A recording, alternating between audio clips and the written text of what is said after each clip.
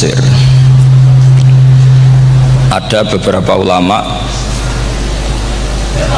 yang menghindari kata tafsir karena makna tafsir itu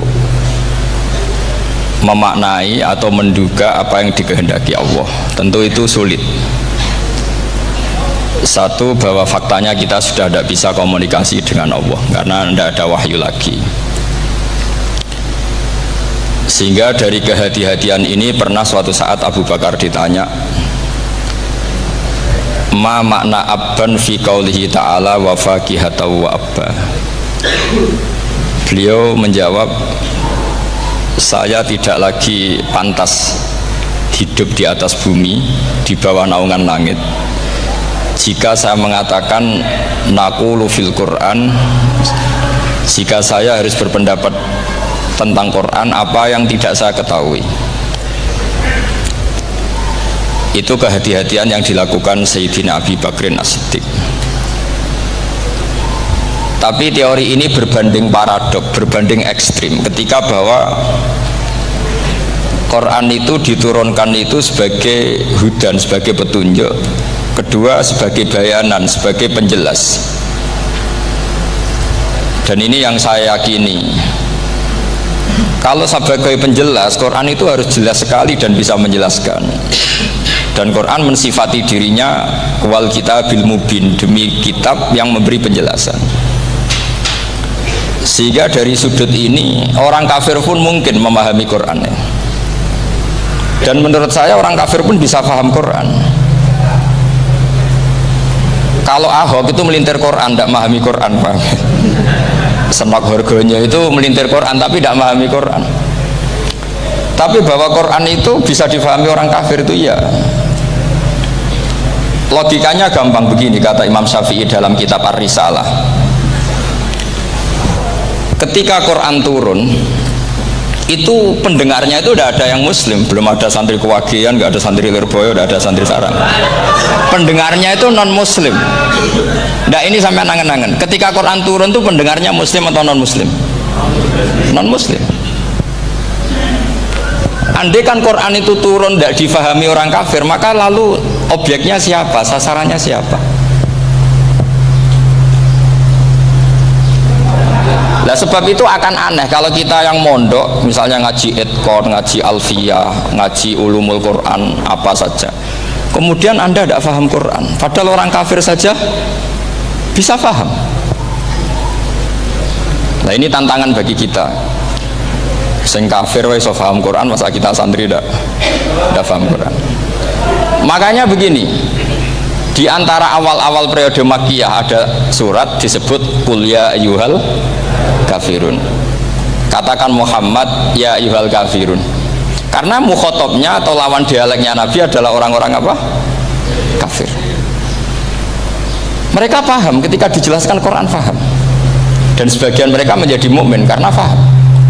Itu termasuk isi makalah yang saya utarakan di sini. Mereka tanya, ya Muhammad, siflana robbak amin dahabin amin nuhasin amin hajarin. Karena orang kafir jahiliyah itu punya tren yang namanya Tuhan itu fisik. Mereka punya Lata, punya Uzza, punya Hubal. Sehingga kalau Tuhan-Tuhan kita ini dari batu, Muhammad, katanya Anda punya Tuhan yang berbeda. Lalu Tuhan Anda ini dari emas atau dari perak? Turunlah ayat Qul huwallahu ahad Allahus somad. Lagi-lagi mukhatabnya adalah orang kafir. Makanya ini juga akhirnya jadi ilmu madhab, ilmu tentang firqah-firqah dalam Islam, bahwa kesalahan terbesar orang Khawarij sebagaimana yang dikutip Imam Bukhari. Nanti saya mencari di juz 4 atau di juz 3, pokoknya di bab Babu Qitalil Khawarij, karena Imam Bukhari punya adat diulang-ulang. Kata Ibnu Umar yang dikutip Imam Bukhari, innahum intolaku ila ayatin nazalat fil kufar faja'aluha alal mu'minin. Orang-orang Khawarij atau kalau sekarang orang-orang radikalisme itu meneliti Quran, kemudian ketika ada kriteria manusia-manusia tertentu itu dianggap itu kenanya orang Islam, korbannya orang Islam. Padahal awal mula ayat ini turun untuk orang kafir atau kritikan pada orang kafir. Ini cilaka betul. Karena logikanya seperti yang dikatakan Imam Syafi'i, ketika Quran turun, ini nggak ada orang Islam, yang ada orang kafir. Sehingga mukhatabnya adalah orang kafir. Tapi ayat-ayat ini nanti dipakai Khawarij untuk mengcounter orang Islam, sehingga mereka mudah mengkafirkan kita karena pakai ayat yang dari awal Allah mengkafirkan orang kafir, sekarang ayat itu dipakai mengkafirkan orang Islam. Ini saking gebleknya orang apa? Khawarij. Makanya kata kitab Fathul Bari yang menyarai Bukhari itu, yang mendorong orang Khawarij seperti itu adalah jahluhum bisyariah. Memang mereka benar-benar bodoh, benar-benar goblok. Misalnya kita kiai atau kita ma'arif atau kita santri atau kita orang soleh, kemudian kita tidak bisa melakukan apa yang kita katakan, terus kita oke lah, kita kena kritik misalnya atakmurunan nasa bil birri wa tansawna anfusakum wa antum taslunal kitab. Terus kita katanya bisa ngomong tapi tidak bisa melakukan, terus dikritik dengan ayat itu mestinya tidak tepat. Karena itu asbabun nuzulnya adalah orang-orang Yahudi karena tahu bahwa sifat Rasulullah itu ada di Taurat, mereka menyuruh keluarganya itu masuk Islam, tapi mereka sendiri tidak mau Islam. Kemudian turunlah ayat atakmurunan nasa bil birri wa tansawna anfusakum wa antum taslunal kitab afala ta'qilun. Sekarang perbandingannya begini, misalnya ada orang Islam, taruh saja Zaid itu maling, ya maling, konsisten dia malingnya sampai tua. Terus menurut Anda Zaid yang muslim ini, Zaid itu muslim tapi maling, jangan bilang maling tapi muslim, dia tuh ya. Kemudian Zaid bilang ke anaknya, "Cung, kowe aja dadi maling, dadi santri sing soleh, sing maling bapak tok." Ndak.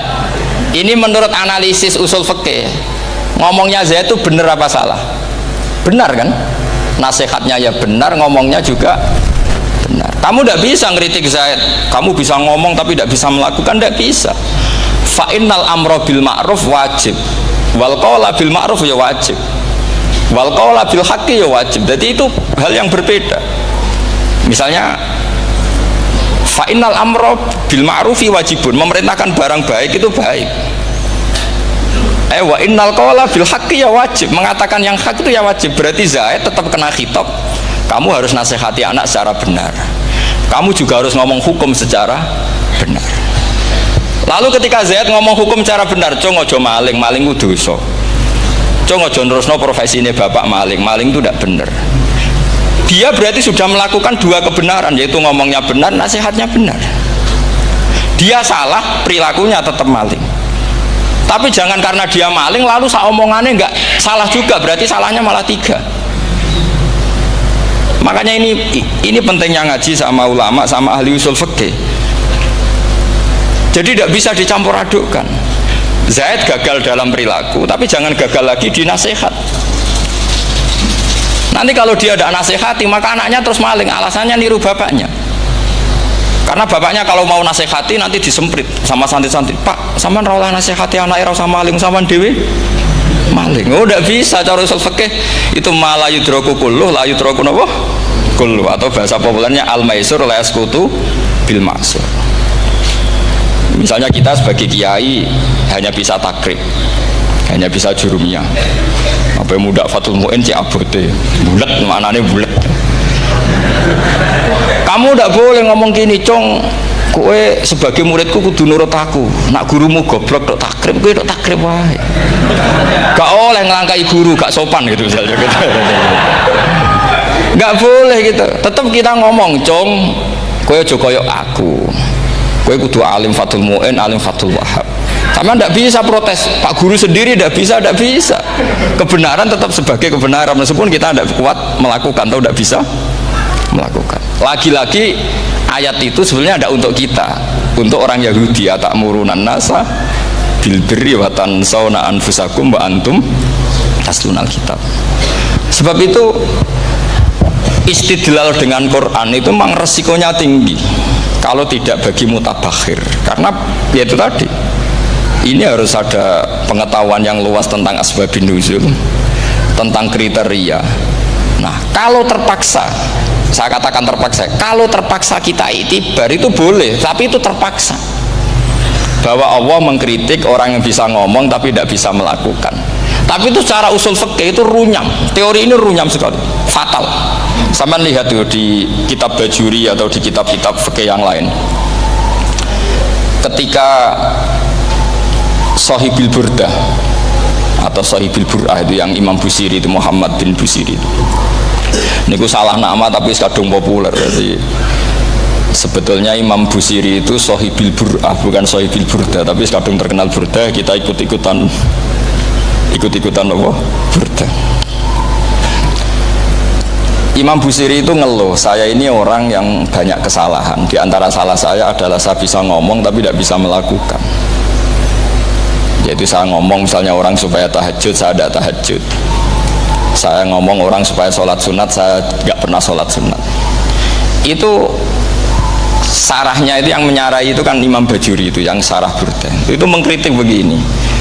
Kalau Anda ngendikan itu fi ma'radi dzammin nafsi, yaitu dalam konteks Anda mengkritik diri sendiri, oke. Tapi omongan Anda salah. Karena secara usul fikih fatal. Fatalnya begini.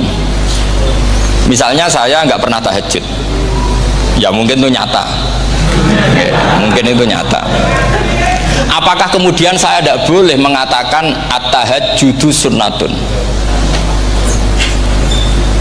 Apa saya diwajibkan diam hanya karena saya tidak pernah tahajud, terus saya seorang kiai yang haram mengatakan at-tahajjud sunnatun?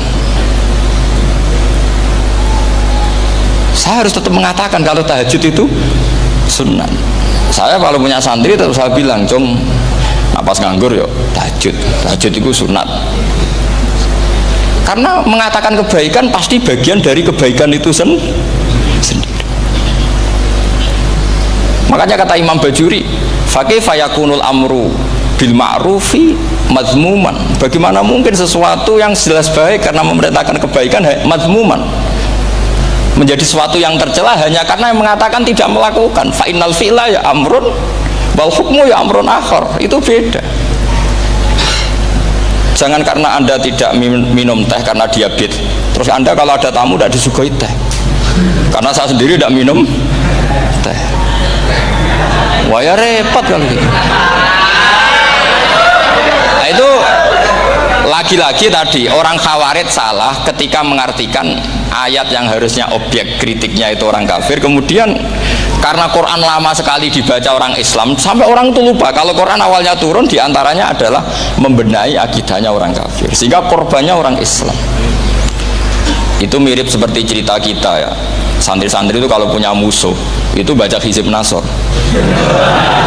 Dulu pengarang Hizib Nasor itu musuhnya orang fasik, sehingga dihizib. Santri ora duwe musuh wong fasik, duwene kancane dhewe, akhirnya kancane yang kena hizib. Nah ini penting saya aturkan ya, sama seperti itu. Lama sekali Quran itu hanya dibaca orang Islam dan komunitasnya Muslim, sehingga seakan-akan semua kritikan Quran itu pada orang nopo Islam. Padahal jelas Quran ada kul ya ayyuhal kafirun. Jelas mukhatabnya orang kafir. Sadaqata lakum dinukum waliyadin. Nah ini penting kalau aturakan. Makanya kalau melihat itu, Quran jelas bisa difahami orang kafir. Bahkan banyak orang kafir yang menjadi Muslim karena faham maknanya apa? Faham maknanya Quran. Itu jelas sekali. Itu masyhur sekali dialeknya Nabi dengan Walid bin Mughirah, dengan Utbah, dengan banyak sekali, termasuk dengan Abu Jahal, dengan Abu Lahab. Bahkan orang-orang kafir Quraisy itu menyewa namanya Musailamah Al-Kadzab. Kalau di sini umumnya baca Musailamah apa Musailimah? Trennya di sini pakai fathah ya. Oh, itu entah ya, nggak tahu saya yang masalah yang mana itu kan, karena memang kalau dalam ilmu riwayat itu sekali salah baca itu kasus betul, kayak Sa'id bin Musayyab atau Sa'id bin Musayyib itu ketika beliau sugeng itu kalau dipanggil Sa'id bin Musayyab itu marah besar, karena maknanya Sa'id al-Musayyab itu yang ditawan. Makanya beliau bilang sayyabatni Irak wa anal Musayyib. Orang Irak mengatakan saya ini ditawan, sebenarnya saya yang menawan mereka. Tapi al-masyhur itu dibaca Sa'id bin Musayyab, padahal dia tidak mau dipanggil Sa'id bin Musayyab, Sa'id bin Musayyib. Karena nama ini penting. Pentingnya begini. Ini kata Rasulullah kalau sedang guyon, kata Nabi, mbok kamu itu sekali-kali mikir, kenapa saya ini diberi nama Allah Muhammad. Ini hadis sahih di Bukhari, ada di Kitabul Adab. Banyak lah teks ini. Kenapa ya Rasulullah? Allah itu senang bingung wong kafir, kata Rasulullah. Karena Abu Jahal kalau manggil saya jadi bingung. Itu kalau orang Arab kan pasti tahu maknanya. Muhammad maknanya orang yang terpuji. Sehingga kalau Abu Lahab ngomong itu jadi paradok. Hei orang yang terpuji, kamu bohong. Kan jadi aneh. Ya Muhammad kadzabta. Hei Muhammad kamu bohong. Kalau diterjemahkan hei orang terpuji, kamu bohong. Itu akhirnya sahabat tertawa-tawa. Karena cek pinter ya pangeran milih nama kamu ya Rasulullah. Karena ini bingungkan musuh itu. Makanya kalau kamu udah anak kiai, itu anak kamu namakan saja Agus. Pasti satu pondok manggil Gus semua. Itu aman itu. Oh itu mbok yang nggak seneng tetap panggil Gus. Karena kalau untuk Gus putra kiai kan butuh di bapak kiai, kan bapak kadung ra kiai itu kan, itu ada triknya, yaitu anaknya dinamain Agus. Nah, itu Rasulullah itu sudah dipilih sedemikian rupa oleh Allah, perilakunya benar, ahwalnya benar, sak namanya juga benar. Sehingga ketika Abu Jahal, Abu Lahab tahu bahwa nama Muhammad ini problem, karena ini madah itu memuji. Sehingga mereka kalau mencari Muhammad tuh bilang ainal madmum, mana orang yang tercela. Terus orang-orang Quraisy tidak paham, kamu nyari siapa? Akhirnya mereka bilang, ana atlubu Muhammad, dan saya cari Muhammad. Akhirnya bilang Muhammad lagi. Nah, itu. Nah, Quran juga main di ranah nama. Sehingga Abu Jahal itu namanya kan Abul Hakam. Orang Islam dari awal memanggil Abu Jahal. Karena kalau sampai kita manggil Abul Hakam, kita akan mengalami paradok. Ya Abul Hakam, hei bapak dari semua kebijakan, kamu begini kan kacau.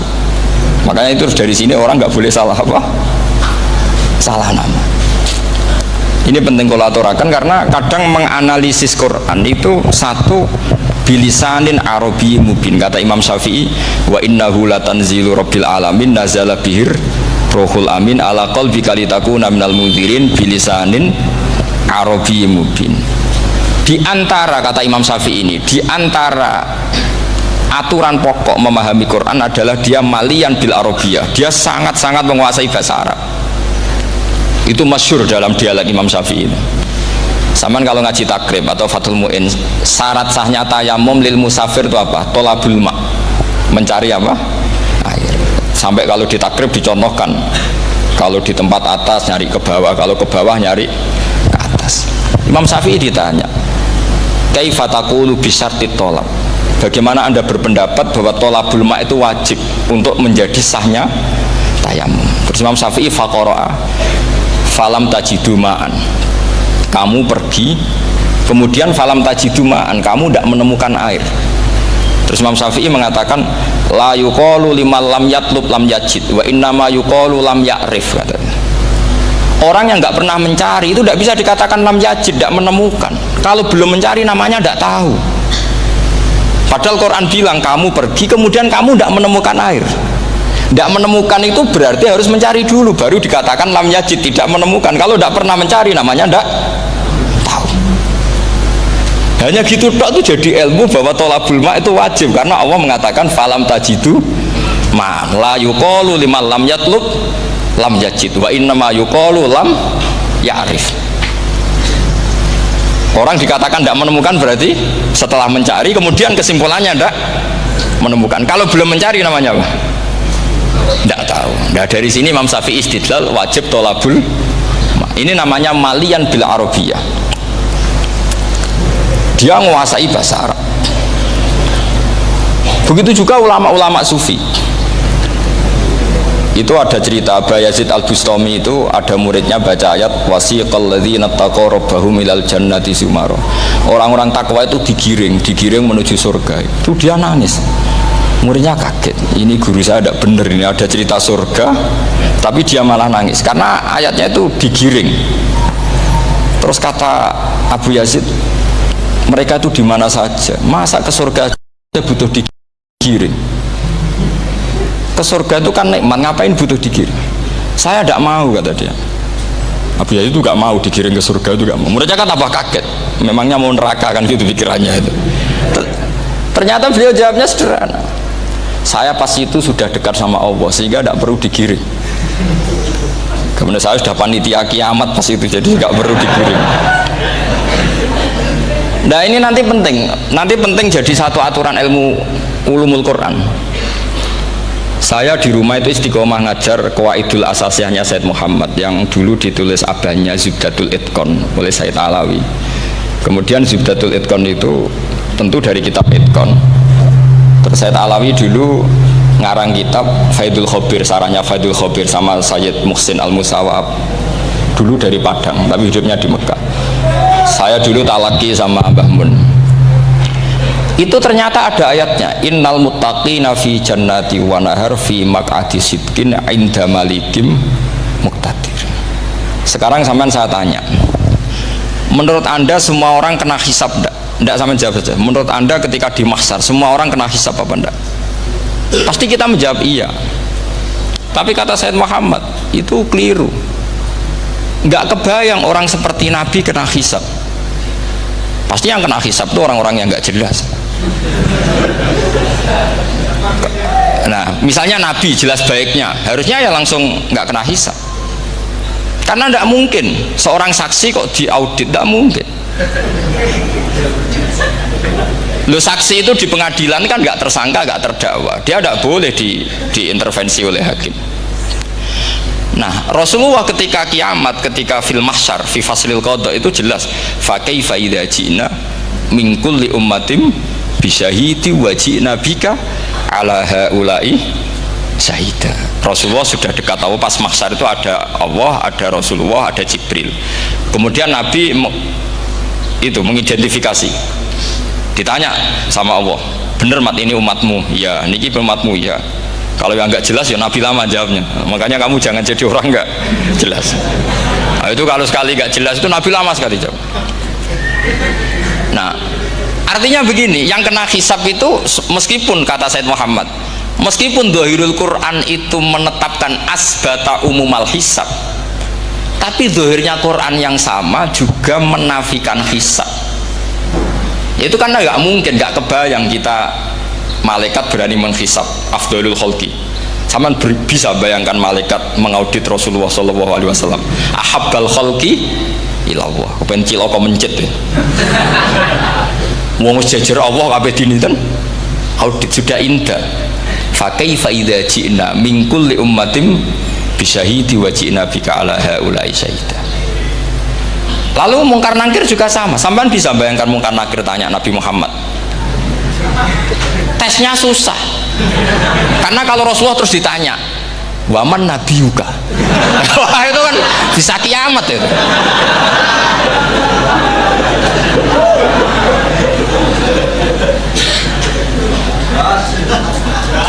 Paham ya? Makanya kata Said Muhammad, ini kan teman-teman tanya, piye carane alim tafsirnya saja, caranya satu hafal Quran, dua hafal Sahih Muslim, tiga semua orang sudah mati, tinggal kamu yang alim. Wah itu mesti aman itu. Nah kalau sampean tanya saya, apa buktinya Gus kalau orang tertentu tidak kena hisab? Ya buktinya tadi misalnya innalladzina qalu rabbuna Allahu tsummas taqamu tatanazzalu alaihimul malaikatu alla takhafu wala tahzanu wa absyiru. Mungkar nakir adalah malaikat penakut membawa ketakutan. Sementara para wali ini jelas malaikat kena konstitusi, malaikat harus mengatakan ke para wali alla takhafu wala tahzanu. Padahal Nabi tentu sayyidul auli. Para wali saja malaikat kena aturan, kamu harus bilang alla takhafu wala tahzanu wa absyiru. Hei para wali, kamu jangan susah, jangan gentar, kamu harus gembira. Kamu bisa bayangkan misalnya mungkar nakir bawa godok, kata orang kalau dipukul ajul sak walang-walang. Kemudian kamu bayangkan si Abdul Qadir ngalami itu, Abdul Hasan Asadali ngalami itu, Abu Yazid Al-Bustami. Kalau itu ngalami gitu semua, ngapain kita jadikan mursyid? kan sama nasibnya dengan kita. Nah, zahirul Quran mengatakan asbatal hisabah, tapi zahirul Quran di ayat yang lain lam yusbit al hisabah. Makanya tadi umumul Quran juga ditaksis dengan muqayyid, yang mutlak ditaksis dengan yang muqayyad, yang mujmal ya sama seperti itu, aturannya seperti itu, ditafsil sama yang mufassal. Sama orang kafir yang jelas, sampean bisa bayangkan malaikat ngaudit Fir'aun, cek kurang penggawean nih, jelas eleke kok di audit. Misalnya Abu Lahab di audit, oh malaikatnya celaka mencet, berarti dia gak percaya sama pernyataan Tuhan tabat yada abi lahabim. Malaikat kok ngaudit Abu Lahab, mungkin Gusti kula ceke nak menawi wonten api lho ki ora tau ngaji Quran tapi wong ayate tabat yada kok cek di cek. Nah, yang seperti ini masuknya kategori ulaikal ladzina, saat terusé mereka yang kafir bi ayati rabbihim wa liqaihi fahabitos a'maluhum fala nuqimu lahum yaumal qiyamati wasna. Jadi ada orang-orang kafir yang jelas kena aturan fala nuqimu lahum yaumal qiyamati wasna. Jelas kafirnya ya gak kena hisab, yang jelas nabinya, jelas wasinya juga gak kena hisab. Yang kena kita di tengah-tengah. Tapi ilmu itu ikut mainstream karena semua orang bilang ada hisab, ya kita ikut-ikutan bilang, ya sudah gitu saja. Tapi kalau aslinya ya rapati percaya. Umumnya uang gerono mati ditalkin ya kita melok-melokan nalkin. Tapi kalau kadang ya gak kebayang piye nak wali-wali ditalkin. Makanya ada di dunia wali itu ada cerita Rabi'ah Adawiyah, itu termasuk keramat beliau itu. Kalau Imam Sibawi kan dalam cerita wali kan ditanya marbuka, ngapunten niku man mausul napa istifham. Wah itu malaikatnya tidak pernah khataman alfiyah kan, repot. Kalau Rabi'ah Adawiyah lebih parah lagi, itu beliau tuh nangis sekeras-kerasnya, nangis terisak-isak, dia tersiksa. Ya Allah, engkau itu zat yang paling saya kenali dan harusnya semua makhluk itu kenal engkau, tapi ini hamba engkau tanya engkau itu siapa ya? Itu kan ini orang aneh kata gitu. Karena Allah itu adharul dzahir, kata sampai Imam Sibawi silakan a'raful ma'arif. Jadi wong ora Allah wis geblek tenan dari Imam Sibawi. Imam Sibawi kan atas nama dia pakar nahwu pertama mengatakan domir paling makrifat di antara 6 isim makrifat, paling makrifat itu domir. Tapi meskipun gitu a'raful ma'arif Allah, yang paling makrifat dari sekian isim makrifat itu Allah. Artinya satu nama yang orang harus kenal semua. Makanya di antara keramat beliau ketika ditanya wong kok ora tau ngaji fikih men ngaji nahwu wae, gak tahu dia ngaji carane sesuci, carane iddah tuh gak tahu ngaji nahwu. Terus dia tanya bima fa'ala rabbuka, lalu Allah memperlakukan kamu gimana? Terus kata Imam Sibawi ghafaroli, Allah mengampuni saya karena saya orang yang mengatakan Allahu a'raful ma'arif. Ini penting kalau aturakan. Jadi makanya kalau sampean tanya caranya ilmu alim gimana, ya satu tadi, kalau sampean masih banyak orang hidup, syaratnya kamu harus hafal Quran, hafal hadis, hafal sekian ribu hadis, hafal sekian ulumul Quran. Itu kalau masih banyak orang hidup. Kalau sudah kamu sendiri hidup, ya sudah, pokoknya isokulhu ya salim sendiri kan, nggak ada saingannya ini. Makanya kata Sayyid Muhammad, beliau mengatakan kita meyakini umumal hisab ya berdasar zahiril Quran, kita menafikan umumal hisab bahwa hisab hanya yahtassul liqaumin duna qaumin juga berdasar zahiril Quran. Kita percaya semua mayat ditanya mungkar nangkir ya berdasar zahiril ahadis. Kita tidak mengumumkan teks ini juga berdasar zahiril ahadis, karena malaikat mungkar nakir juga malaikat, berarti dia kena aturan kalau ketemu para wali Allah takhafu wala tahzanu. Faham sih kalau maksudnya? Ini penting kalau aturakan. Jadi makanya aspeknya sampean bisa memulai kalau ingin jadi orang alim tafsir, bisa mulai dari yang mudah saja, yang fikih saja.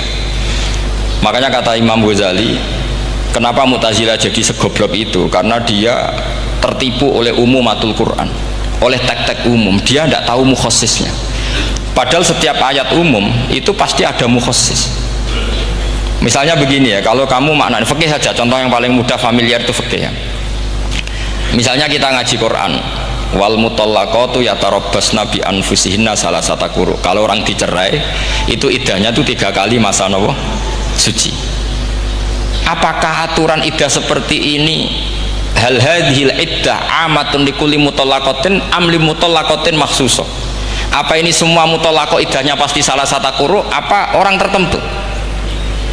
Ya enggak, asal dia mutallaqah pasti iddahnya salasata quru. Anda goblok, Anda salah besar. Kalau misalnya yang dicerai adalah orang hamil, iddahnya apa? Salasata quru apa watil hamli? Watil hamli.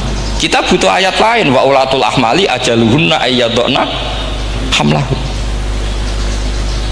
Sama seperti kita ngaji walladzina yatawaffawna minkum wa yadharuna azwajan yatarabbasna bi anfusina arba'ata asyhurin wa asyra. Asal wanita ditinggal mati suaminya, maka iddahnya 4 bulan 10. Apa semuanya demikian? Enggak. Misalnya orang hamil iddahnya biwatil hamil.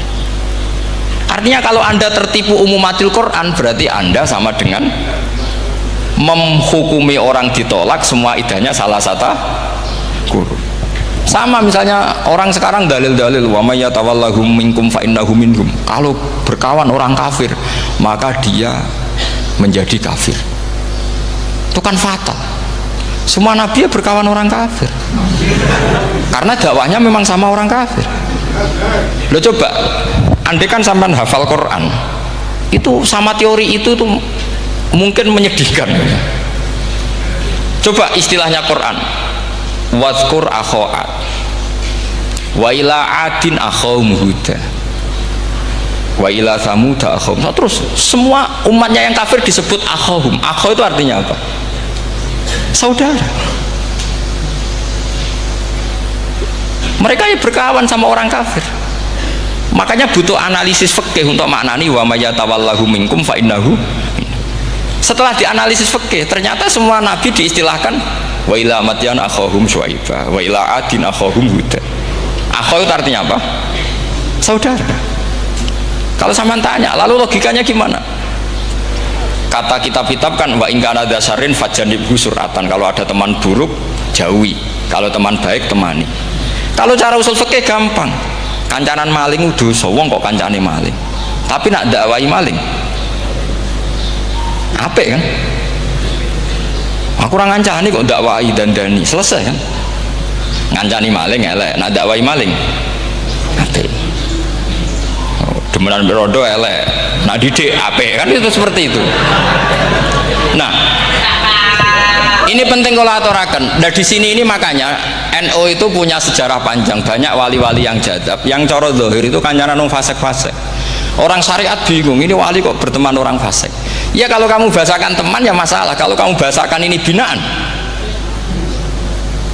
tidak sama jawab saja. Kalau dibahasakan teman masalah nggak masalah kan, tapi kalau dibahasakan itu binaan, selesai kan? Sama, Nabi berkawan orang kafir itu tidak karena berkawan, itu binaan Nabi. Memang Nabi itu jadi Nabi, objeknya adalah mengislamkan orang kafir. Ya berlama-lama Nabi dialek dengan mereka, muasarah sama mereka. Bahkan Nabi diharuskan bersikap baik sama mereka. Itu yang disebut fabima rahmatim minallahi lintalahum walau kunta fadhdhan ghalidhal qalbi lan faddu min hawl. Tapi sekarang itu orang sudah tidak pakai ilmu. Orang-orang radikalisme itu nggak pakai usul fikih. Pokoknya kalau ada ayat terjemahnya gini ya sudah itu jadi madhab. Akhirnya kecelakaan seperti ini. Pokoknya kalau ada ayat faqtulul musyrikina haitsu wajadtumuhum wa khudhuhum wahsuruhum wa'udu lahum kulla marsad. Sudah hafalnya ayat itu saja. Dia tidak mau ngapalkan misalnya qatilul ladzina yuqatilunakum. Ada ayat lagi wa akhrijuhum ya min haitsu akhrajukum. Sehingga ulama kita membagi kafir itu ada harbi, kita musuhi, ada zimmi, ada muahad, ada musta'man. Itu ulama karena tahu tidak semua orang kafir itu harbi, tidak semuanya zimmi, tidak semuanya muahad, tidak semuanya musta'man. Kalau harbi oke, kita perang, kalau zimmi ya kita bina, kalau muahad ya sesuai perjanjian kita, kompensasinya apa, MOU-nya kayak apa. Tapi apalnya mereka ayat satu tema. Nah celakanya kita yang ngaji di pondok-pondok yang katanya spesialis ingin alim tafsir, apalnya ya satu ayat juga. Wah itu kan satu ayat versus satu ayat. Itu ngeri. Makanya kalau sampean tanya saya, ini katanya di acara ini sampean tanya, gimana caranya jadi ahli tafsir? Saya jawab gampang. Sebenarnya itu hafal Quran, hafal hadis, terus hafal ulumul Quran. Ya misalnya Nadoman ya Faidul Khobir lah. Kalau kitab Nasar ya minimal itu setengah lanya itkon lah. Kalau nggak lanya-lanya amat ya agak lanya. Karena kitab tafsir itu gampang, teorinya itu mudah sekali. Misalnya al-ibratu bi umumil lafzi la bi khususis sebab, itu sama dengan kayak kaidah fikih. Karena kalau kaidah fikih itu, saya itu pernah dibisui kiai itu, ini kisah nyata itu, dibisui kiai itu pas basul masail. Dulu saya itu masih sering mau basul masail. Ini pun pensiun pun buatan ini. Dulu saya dengan Gus Zofur putrane Mbah Mun itu sering makili Pondok Anwar basul masail fikih. Tapi tidak tahu ceritanya, Gus Zofur jadi dokter tafsir, saya juga kok ya tahu-tahu menekuni tafsir.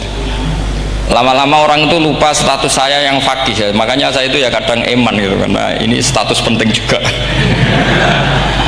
Tapi status fikih itu kadang memang menyesatkan.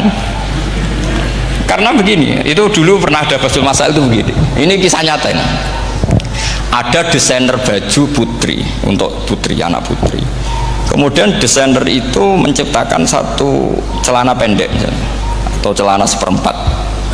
Dengan desain ini pasti kalau dipakai itu auratnya itu kelihatan. Bagaimana hukumnya desainer ini? Apa termasuk mimman sarro'a as-sayyi'ata? Karena terjadi kasfil aurat. Apa enggak? Rata-rata kalau kiai yang khusuk-khusuk, yang sepus-sepus, desainer itu dosa. Gara-gara tren pakaian ini wong wedok buka aurat. Tapi saat kiai-kiai alim yang muda-muda, entah saking belingnya, entah saking pinternya, tidak tahu. Bilang begini, Pak Yai, yang didesain apa? Ya celana itu. Lalu celana itu fungsinya nutupi apa buka aurat? Ya nutupi. Lu kan lumayan urun nutupi.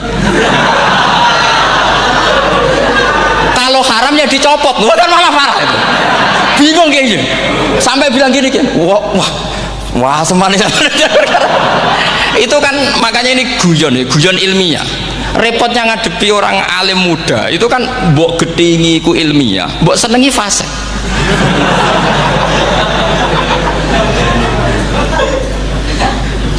Ketika kiai yang khusyuk tadi tak cana, kalau desainer katok seperapat,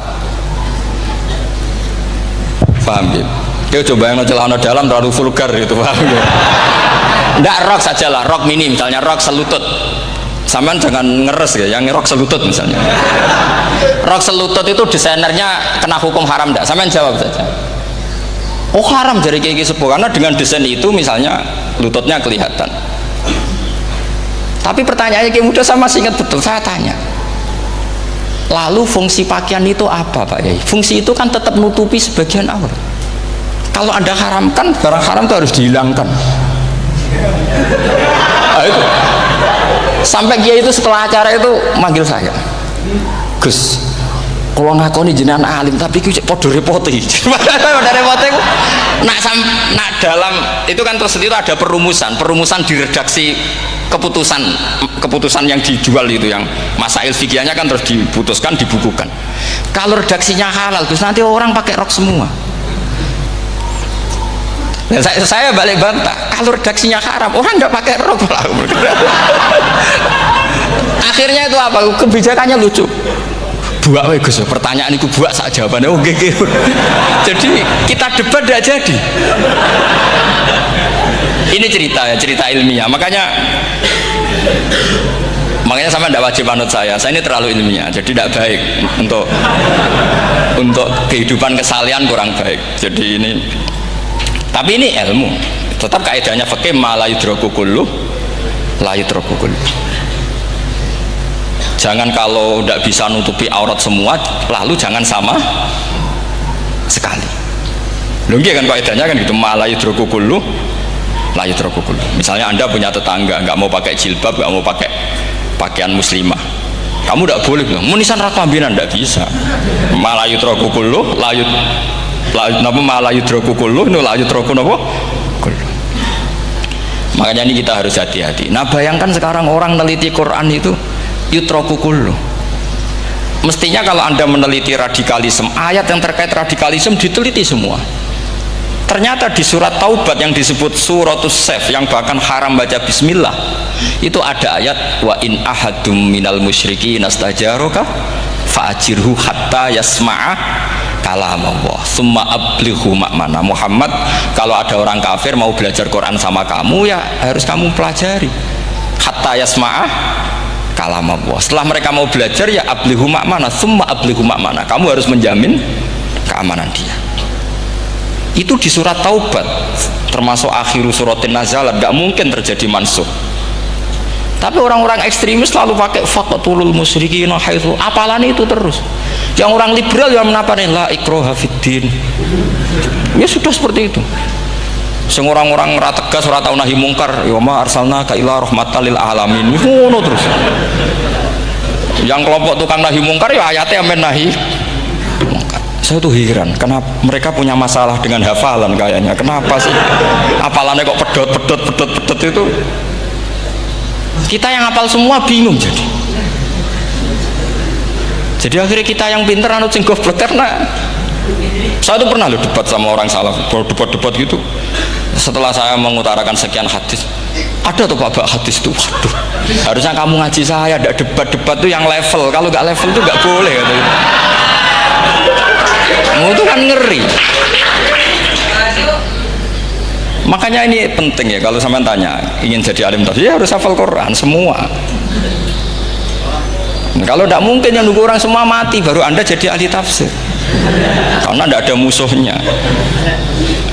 Tapi saya pastikan orang kafir pun bisa memahami Quran, yaitu tadi hatta yasma'a kalam Allah. Sayyidina Umar tuh masuk Islam tuh gara-gara dengar adiknya baca Toha, ma anzalna alikal qur'ana litashqa illa tadhkiratal liman yakhsha tanzilam mimman khalaqal arda was samawati ula ar-rahmanu alal arsis tawa. Itu dia ma huwa bikalamil basar, tidak mungkin seperti ini karangan manusia, itu tidak mungkin. Akhirnya dia Islam. Banyak orang Islam karena diperdengarkan Quran, karena memang notnya sudah unik, makna kualitasnya juga sudah unik, semuanya itu unik, indah. Sampai sekarang pun orang kafir itu orang paling tahu Quran. Makanya Allah mensifati orang kafir itu hasadam min indi anfusihim min ba'di ma tabayyana lahumul haq. Sekarang sama saya tanya, orang sing tabayyana lahumul haq itu orang paham apa orang tidak paham? Mereka orang kafir itu mengingkari Quran, padahal min ba'di ma tabayyana lahumul haq, setelah kebenaran nyata bagi mereka. Nyata bagi mereka artinya orang kafir paham atau tidak paham? Paham. Cuma mereka punya penyakit hasadam min intian. Mereka juga kalau ada ayat tentang ahkam yang memberatkan, mereka bilang i'ti bi Qur'anin ghairi hada au baddilah. Muhammad harusnya jangan tema itu yang diangkat, buat cari Quran yang lain yang enggak tema itu. Mereka sampai memilih tema itu karena paham apa karena tidak paham? Karena paham. Makanya di makalah saya pastikan ngaji tafsir itu gampang, karena orang kafir pun bisa. Kalau kasus Ahok itu bukan paham itu melintir, beda. Paham sama melintir itu beda. Itu diterjemah ke menang tuh jangan mengangkat kawan orang Islam, bukan ngangkat pemimpin. Ya kayaknya kalau ngangkat teman saja tidak boleh, apalagi ngangkat pemimpin. Fatal mana berteman sama orang salah sama ngangkat. Saman kancanan maling itu apik nak menawa nang andani terus ngangkat, "Hei maling ke pimpinanku." Parah mana? Parah mana? Artinya sama saja ketika diterjemah jangan ngangkat teman, sebetulnya ngangkat pemimpin lebih fatal. Itu kan mafhum awlawiyah, itu kan normal saja. Itu di Quran biasa, misalnya innalladzina ya'kuluna amwalal yatama dzulman, orang yang makan hartanya anak yatim secara zalim.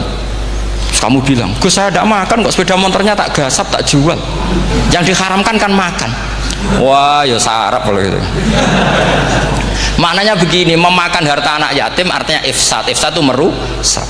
Nak ngono ikhraq, membakar atau mencuri sama dengan makan, bal asad, malah kan lebih apa? Lebih apa? Dasar. Jadi yakuluna di situ tuh ba'dul amsilah, sebagian contoh min wujuhil ifsad atau min wujuhil ihlak.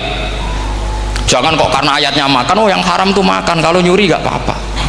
Waya fatal. Itu kan sama dengan santri geblek ketika ada kiai necong, kowe mbek bojomu jogeman naboi. Suatu saat istrinya lapor lagi, Pak Yai sekarang tidak naboi tapi nyadui. Karena naboi itu pakai tangan.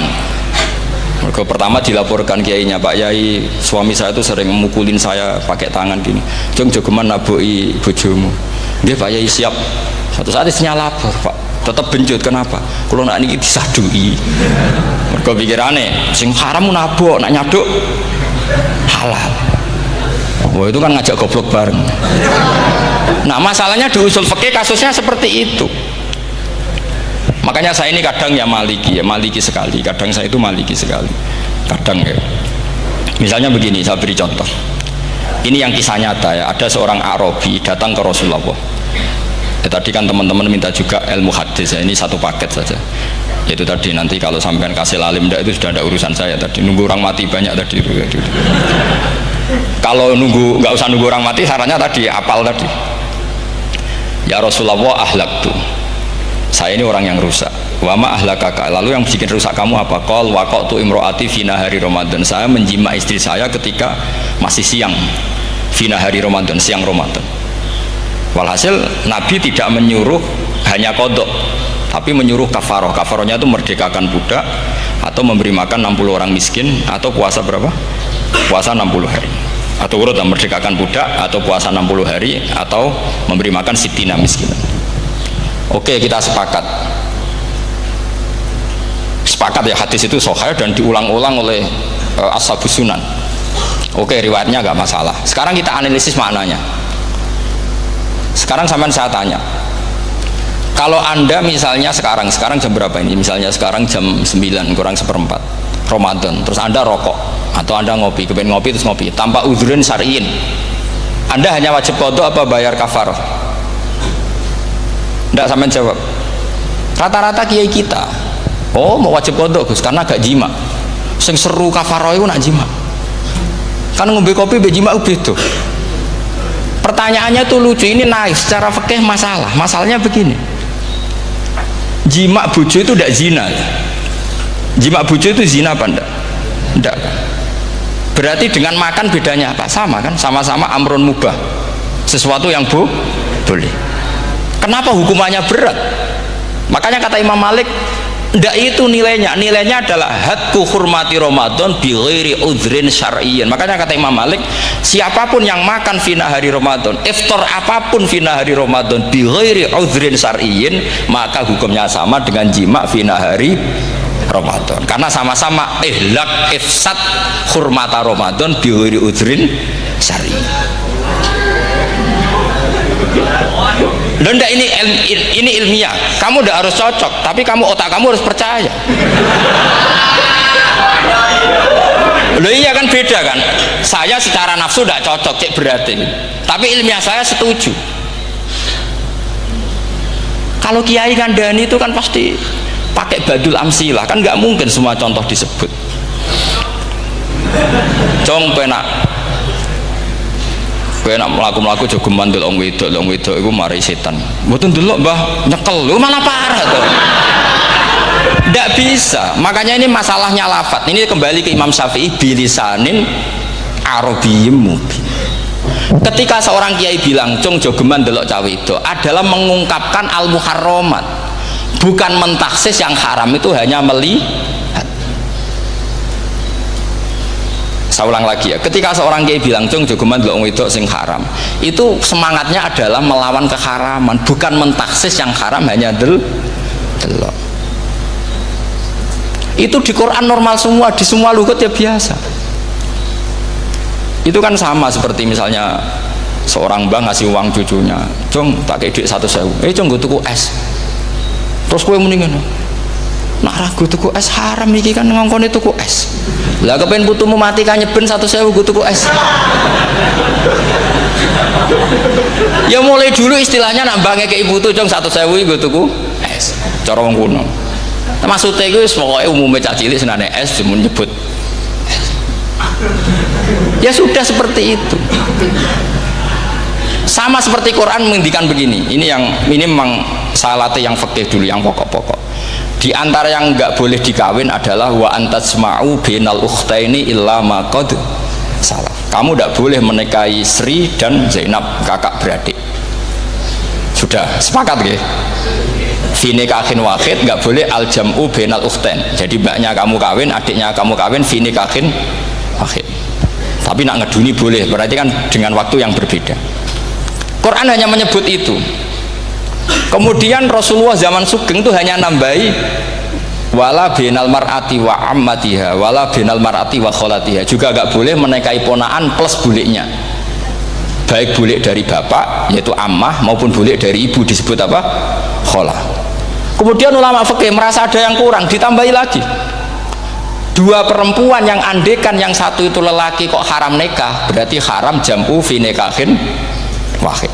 Misalnya cucu Rabibahnya boleh enggak? Enggak boleh kan?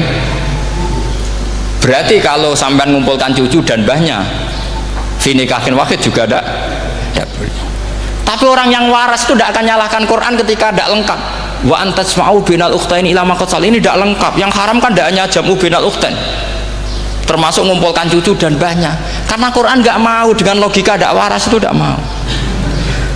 Taruh saja orang itu rata-rata mbahnya kan umur 70 tahun, cucunya umur 17 tahun.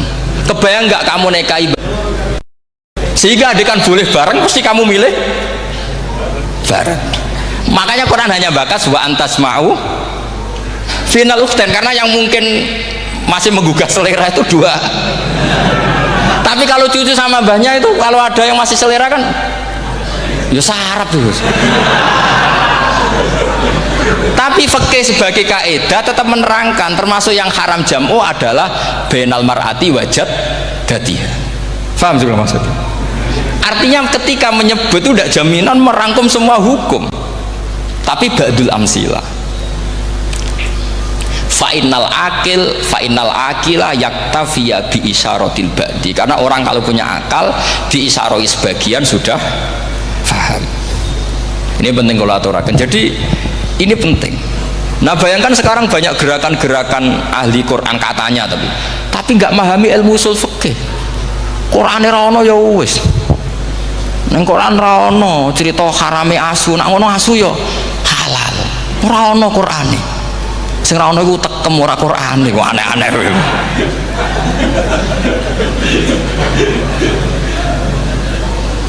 Itu kan sama. Terus sampean misalnya tadi jam 09.00 Ramadan tambah udhurin syariyin terus mangan mie rokokan, itu kan melecehkan Ramadan biguri udhurin syariyin, karena melecehkan hurmata Ramadan kena sanksi separah itu. Jangan kamu terus bilang tapi Nabi hanya bilang masalah jima finari Ramadan. Jima istri itu hukumnya itu tidak zina, hukumnya itu mubah, sama dengan makan. Ini cara madhab Maliki, tapi kita alhamdulillah madhab Syafi'i. Ya, itu masalahnya. Berhubung itu menguntungkan sami'na wa ta'na. Nah, itu. Tapi saya sendiri dalam konteks ini, saya itu ya sangat-sangat Syafi'iyah, sangat-sangat Syafi'iyah. Dalam banyak hal sangat-sangat Syafi'iyah. Tapi dalam banyak hal kadang-kadang saya ya Maliki. Ya, itu kan kalau sama tanya kenapa gitu, ya hikmahnya baca banyak saja. Karena yang Syafi'i itu ya karena bacanya hanya Syafi'i, itu bukan fanatik, itu keterbatasan.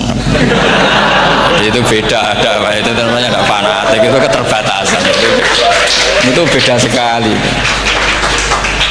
Jadi kita harus ngaji yang banyak. Saya itu termasuk utang ya, sama Imam Syafi'i itu baca kitab Ar-Risalah. Itu kitab yang kadang satu ulama baca sampai 500 kali.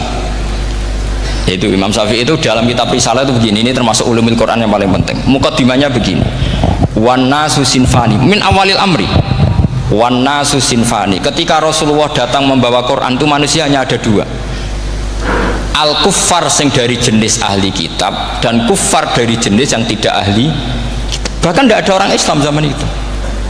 Pertama Nabi jadi Nabi itu adakah pendengar yang Muslim? Kan tidak ada, semuanya ahli kitab.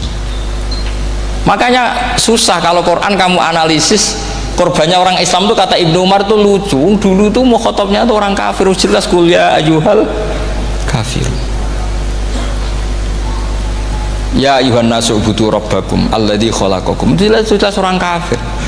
Karena orang Islam nggak mungkin dikhatabi ubudu rabbakum. Makanya Imam Suyuti kalau nafsir itu ngeper ubudu rabbakum wahiduhu.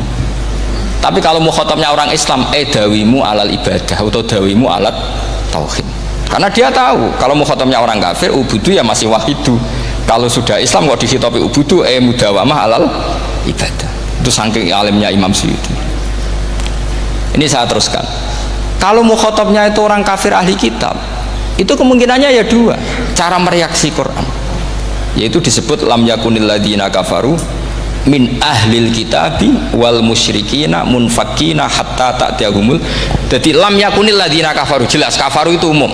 Kemudian ditafsir kafaru itu ada yang min ahlil kitabi, berarti kafaru yang jenis Yahudi Nasrani. Ada kafaru yang min ahlil kitabi wal musyrikin, kafaru yang jenis musyrikin, yaitu kafir Mekah. Karena cara kaidah nahwu al-atfu yaqtadi taghayyur, kalau ada ataf pasti konteksnya beda. Jaa Zaidun wa Amrun, berarti Zaid ada Amar, Amar ya ada Bakar. Karena jaa Zaidun wa Amrun wa Bakrun, pasti orang ini berbeda. Tidak boleh orang yang sama kamu pakai ataf. Ini sudah clear ya ini ya. Kemudian cara pandang mereka ya beda. Ketika Rasulullah mengajak tauhid, itu ahli kitab tidak masalah. Memang harusnya Tuhan itu satu. Tidak masalah bagi ahli kitab. Problem bagi ahli kitab adalah Muhammad itu nabi. Itu kita nggak suka. Kalau Tuhan satu oke, tapi kalau Muhammad nabi tidak oke. Kita bisa jadi nabi, kata mereka, karena mereka merasa nasabnya sampai Ibrahim. Sementara zaman itu mereka sanksi Muhammad itu nasabnya konti, gak jelas. Ini penting kalau aturakan. Sehingga dalam konteks ini Allah menjawab ahli kitab dulu. Ini disebut Muhammad itu nasabnya jelas. Ini ku fihi ayatum bayinatum maqamu Ibrahim. Ini saya dengarin. Ibrahim itu jelas pernah ke Mekah. Bukti Ibrahim pernah ke Mekah adalah jejak kaki Ibrahim di makam apa? Makam mereka, artinya buatan kuburan, buatan jejak kaki Ibrahim ketika bangun Ka'bah. Fihi ayatum bayinatum maqamu Ibrahim. Pun. Kalau Ibrahim pernah di Mekah, artinya beliau pernah nikah di Mekah. Paling tidak punya dzurriyyah di Mekah. Jadi Ismail dibawa ke Mekah. Jelas ayatnya wa idh yarfa'u Ibrahimul qawaida minal baiti wa Ismail. Ini dengarin ya. Sebab itu saking alimnya berjanji itu beliau tahu betul masalah utama Rasulullah Muhammad adalah disangsikan nasabnya. Sebab itu kitab berjanji pertama cerita setelah dia alhamdulillah macam-macam awalu ma'anab tadi saat terus dia bilang wa ba'du fa'akul huwa Muhammad bin Abdillah bin Abdil Muttalib.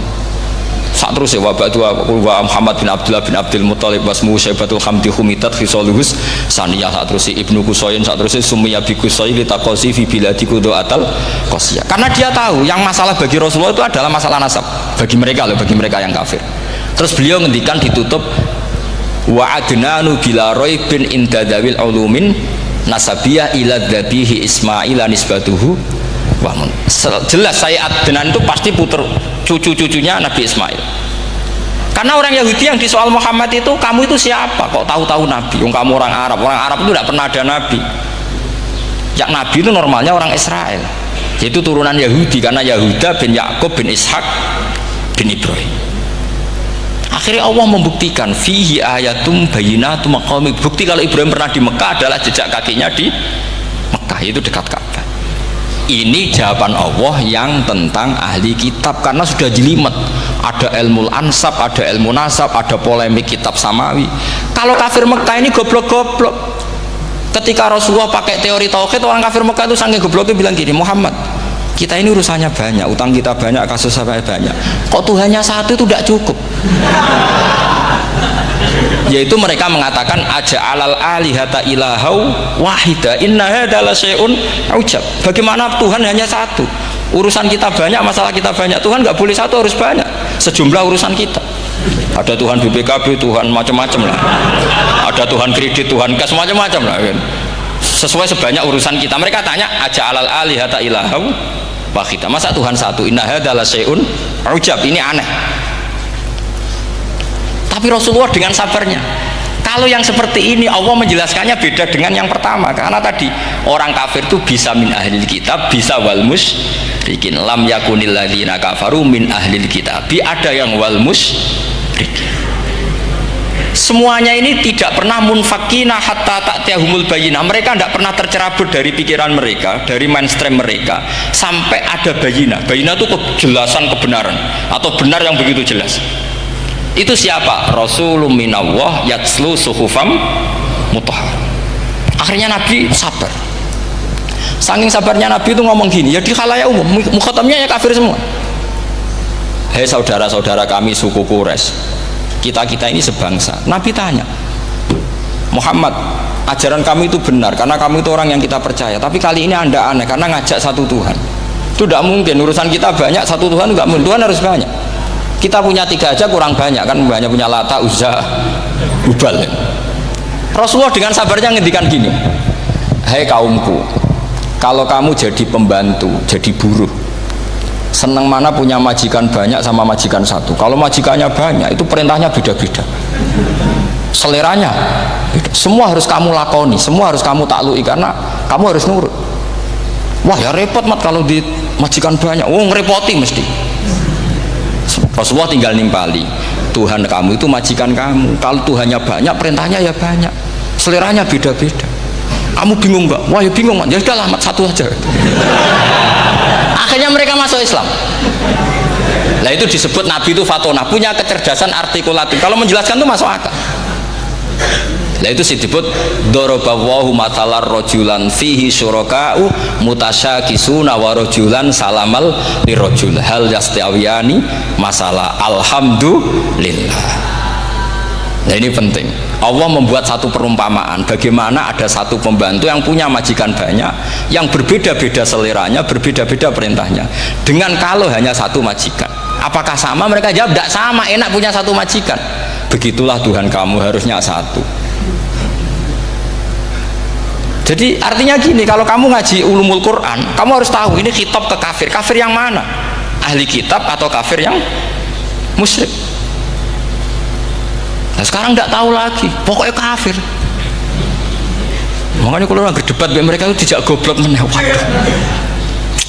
Makanya sama tidak usah ketularan goblok, sing pun gimpun sing goblok ora usah ditambahi mun kathah dan ini pun.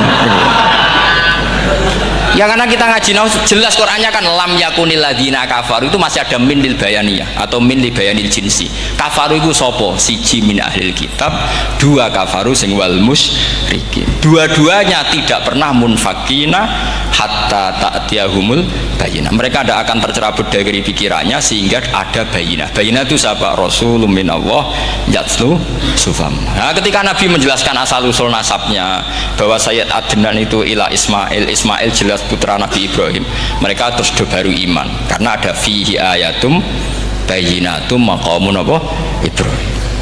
Ya jadi saya kira demikian. Nanti kan akhirnya jam berapa?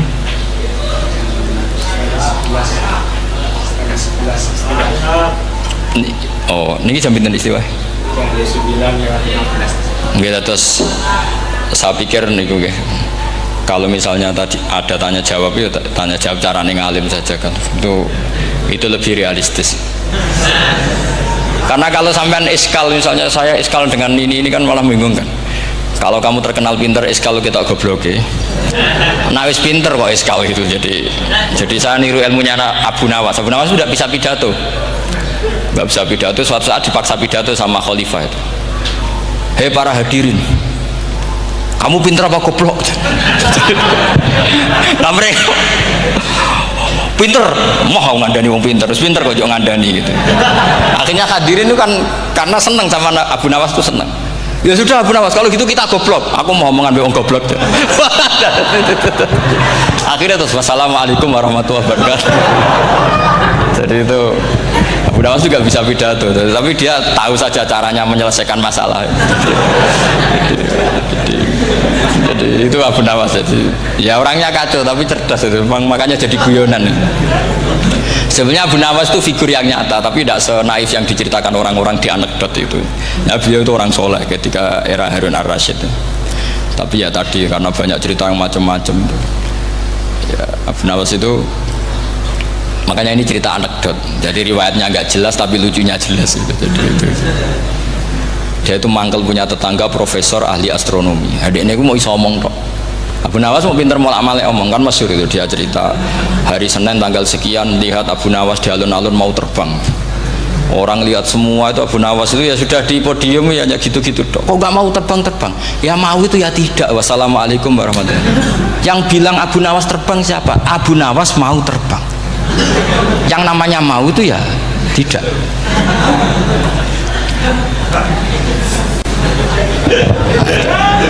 Pernah dia itu lomba sama Harun Ar-Rasyid. Siapa paling banyak pengunjung rumahnya di alun-alun? Harun Rasyid bikin khemah, dia bikin khemah. Tentu cerita ini bohong, yakini ini bohong, makanya ini bohong tenang.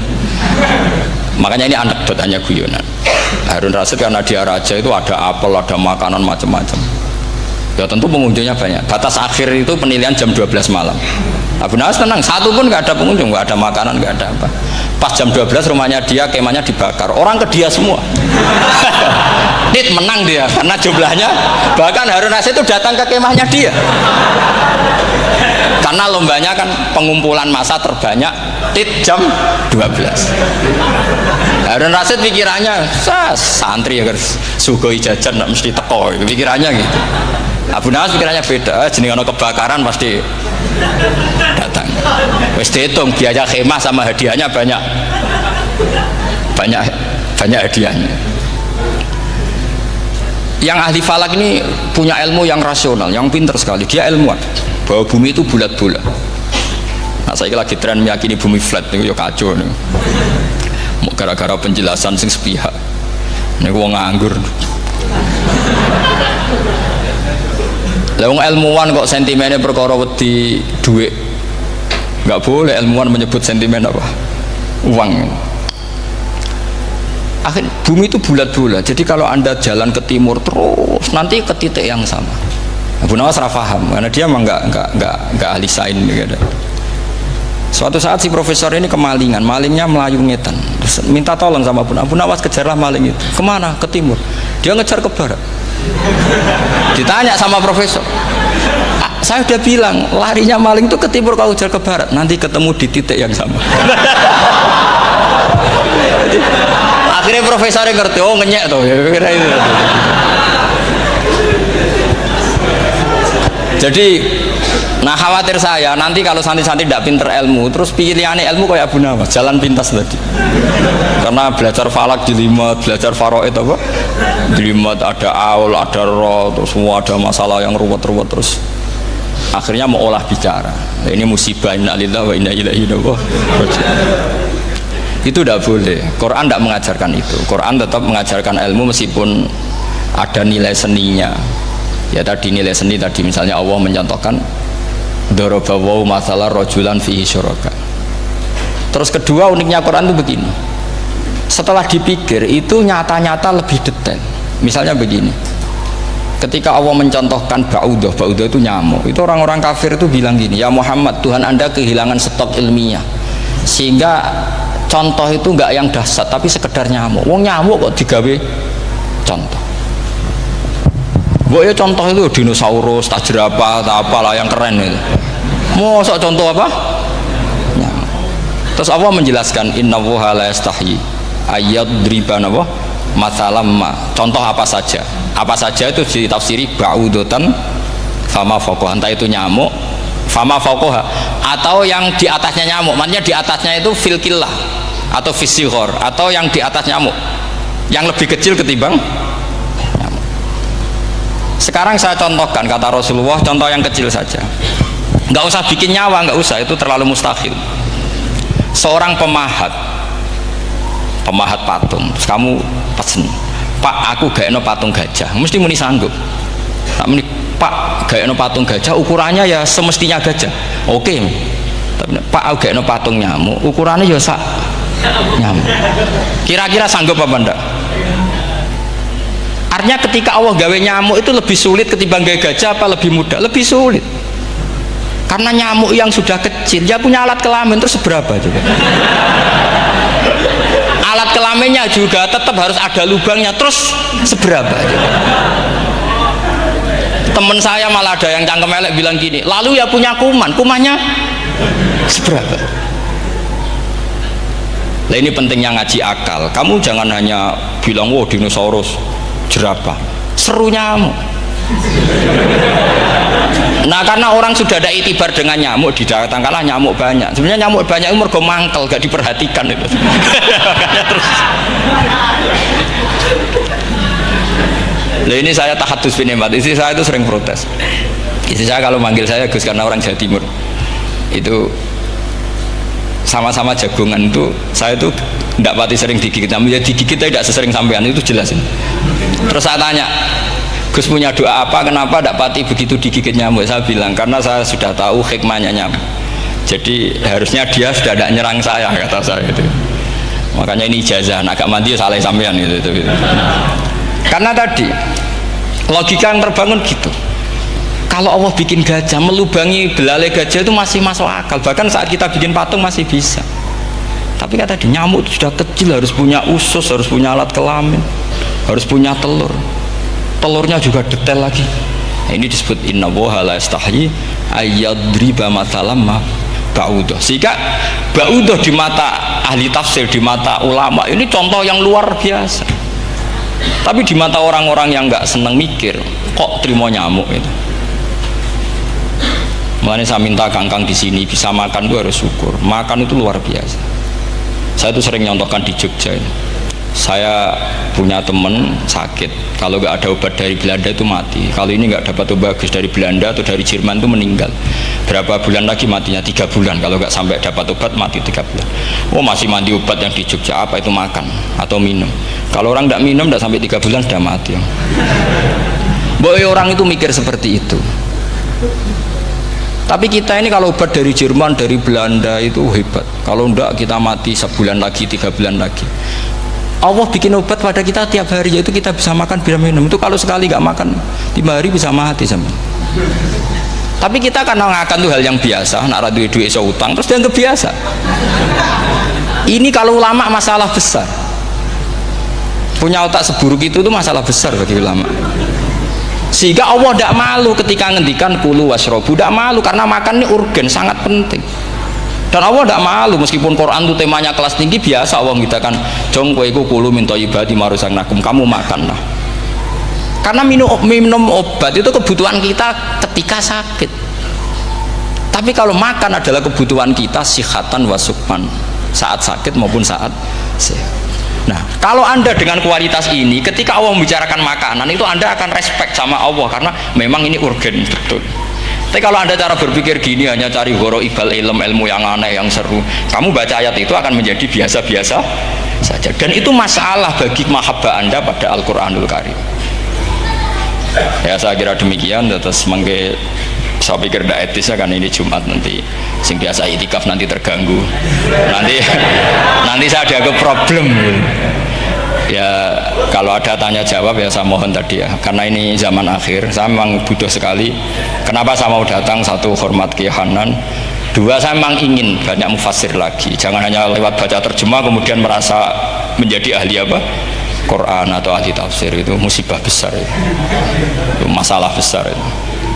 Ya pokoknya saya mohon lah, ya setidaknya gitu. Misalnya orang kafir, kamu cari saja orang kafir, ternyata ada yang harbi, ada yang dhimmi, ada yang mu'ahad, ada yang musta'man. Lalu dalam tarikh ada kafir Yahudi, kafir Nasrani, kafir ahli kitab.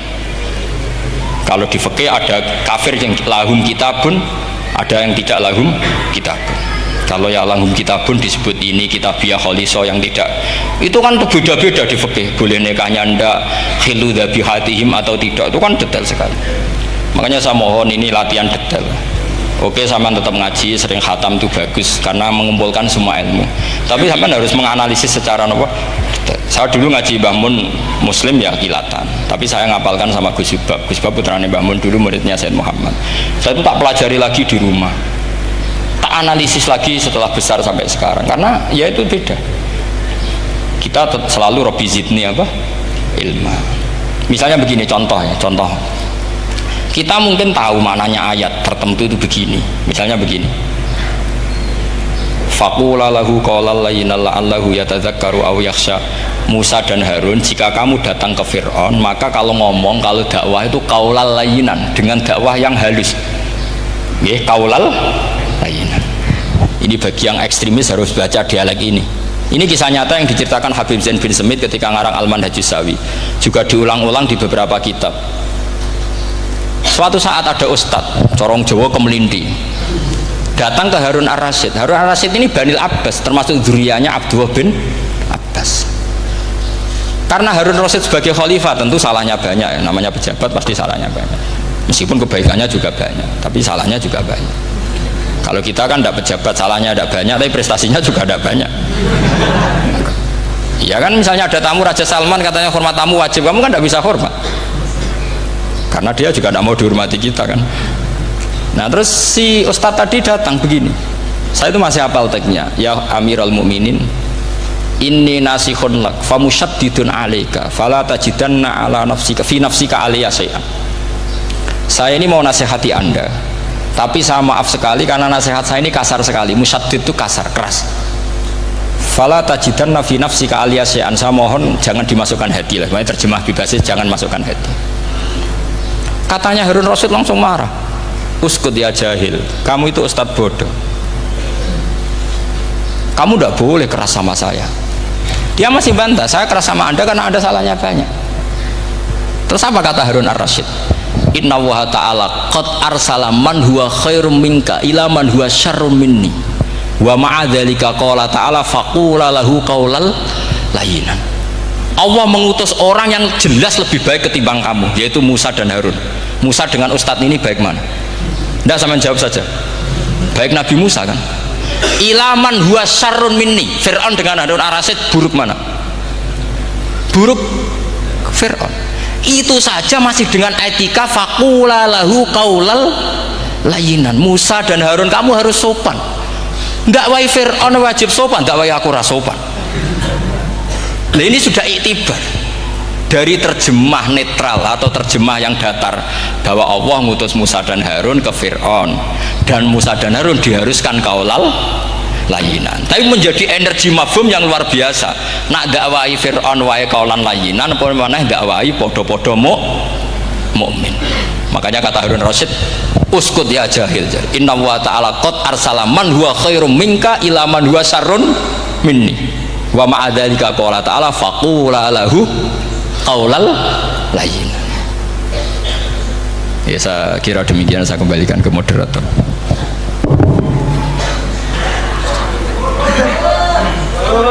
Ya, setengah jam Jumat. Ini nanti Jumat ya. Setengah jam apa nih pun mepet. Alhamdulillah penyampaian materi dari beliau telah selesai, sangat menarik, gamblang dan sangat jelas sekali, sehingga mungkin tidak butuh untuk kesimpulan dari moderator. Jadi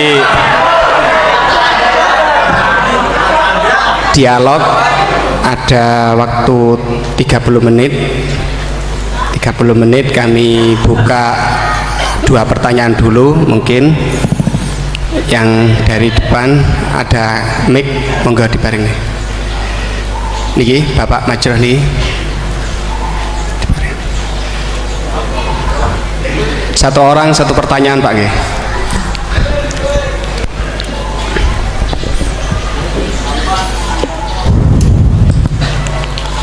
Terima kasih waktunya kepada Kiai Ahmad Bahauddin Nur Salim. Saya mau bertanya mengenai tadi yang disampaikan bahwa setiap umumul Quran pasti ada mukhassisnya. Ketika dilihat zaman sekarang ada kelompok liberal yang mencoba untuk mengamandemen Al-Quran dengan tidak mengkaitkan konteks zaman dulu, malah mengkaitkan dengan konteks zaman sekarang. Ambil contoh dalam permasalahan ibadah haji, mereka ingin merubah haji wukufnya nggak cuma di bulan Dzulhijjah tetapi di bulan Syawal pun juga boleh. Nah, jadi sudut pandang panjenengan gimana masalah apakah memang bisa keuniversalan Al-Quran itu pada zaman sekarang dibuat sesuai konteks sekarang? Itu saja. Sampun? Nggih. Nggih. Penanya kedua, monggo.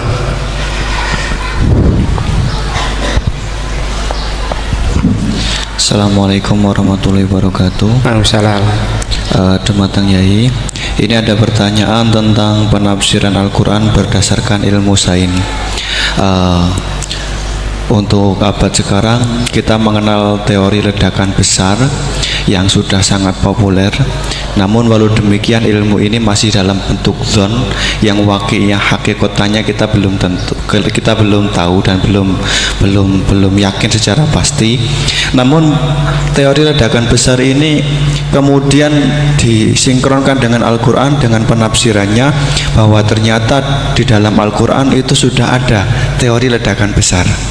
Pertanyaan saya begini, menimbang ilmu teori ledakan besar ini adalah ilmu dzon, ini masih memungkinkan ilmu ini salah, sehingganya penafsiran terhadap Al-Quran ini menimbulkan kekhawatiran, yakni kalau ilmu ini sebenarnya salah kemudian disinkronkan dengan Al-Quran, nanti ada penyalahan dalam penafsiran.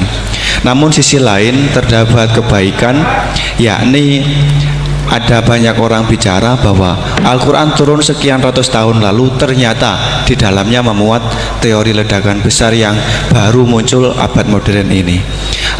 Dari penjelasan ini pripun monggo Yai tentang penafsiran berdasarkan ilmu yang masih dzon, yang belum hakikatan seperti ini, monggo. Oke, sama namanya. Oke. Sing pertama Pak Ulil, yang kedua Pak Anwar. Itu sudah sama-sama keren Pak ya. Nggih. Pak siswa. Pak Ulil apa Ulin? Ulil. Pak Ulil. Ulil apa? Ulil Absor. Ya, sudah Ulil Absor, sudah bener ya. Itu namanya sudah bener. Nggih. Yang kedua Anwar ya?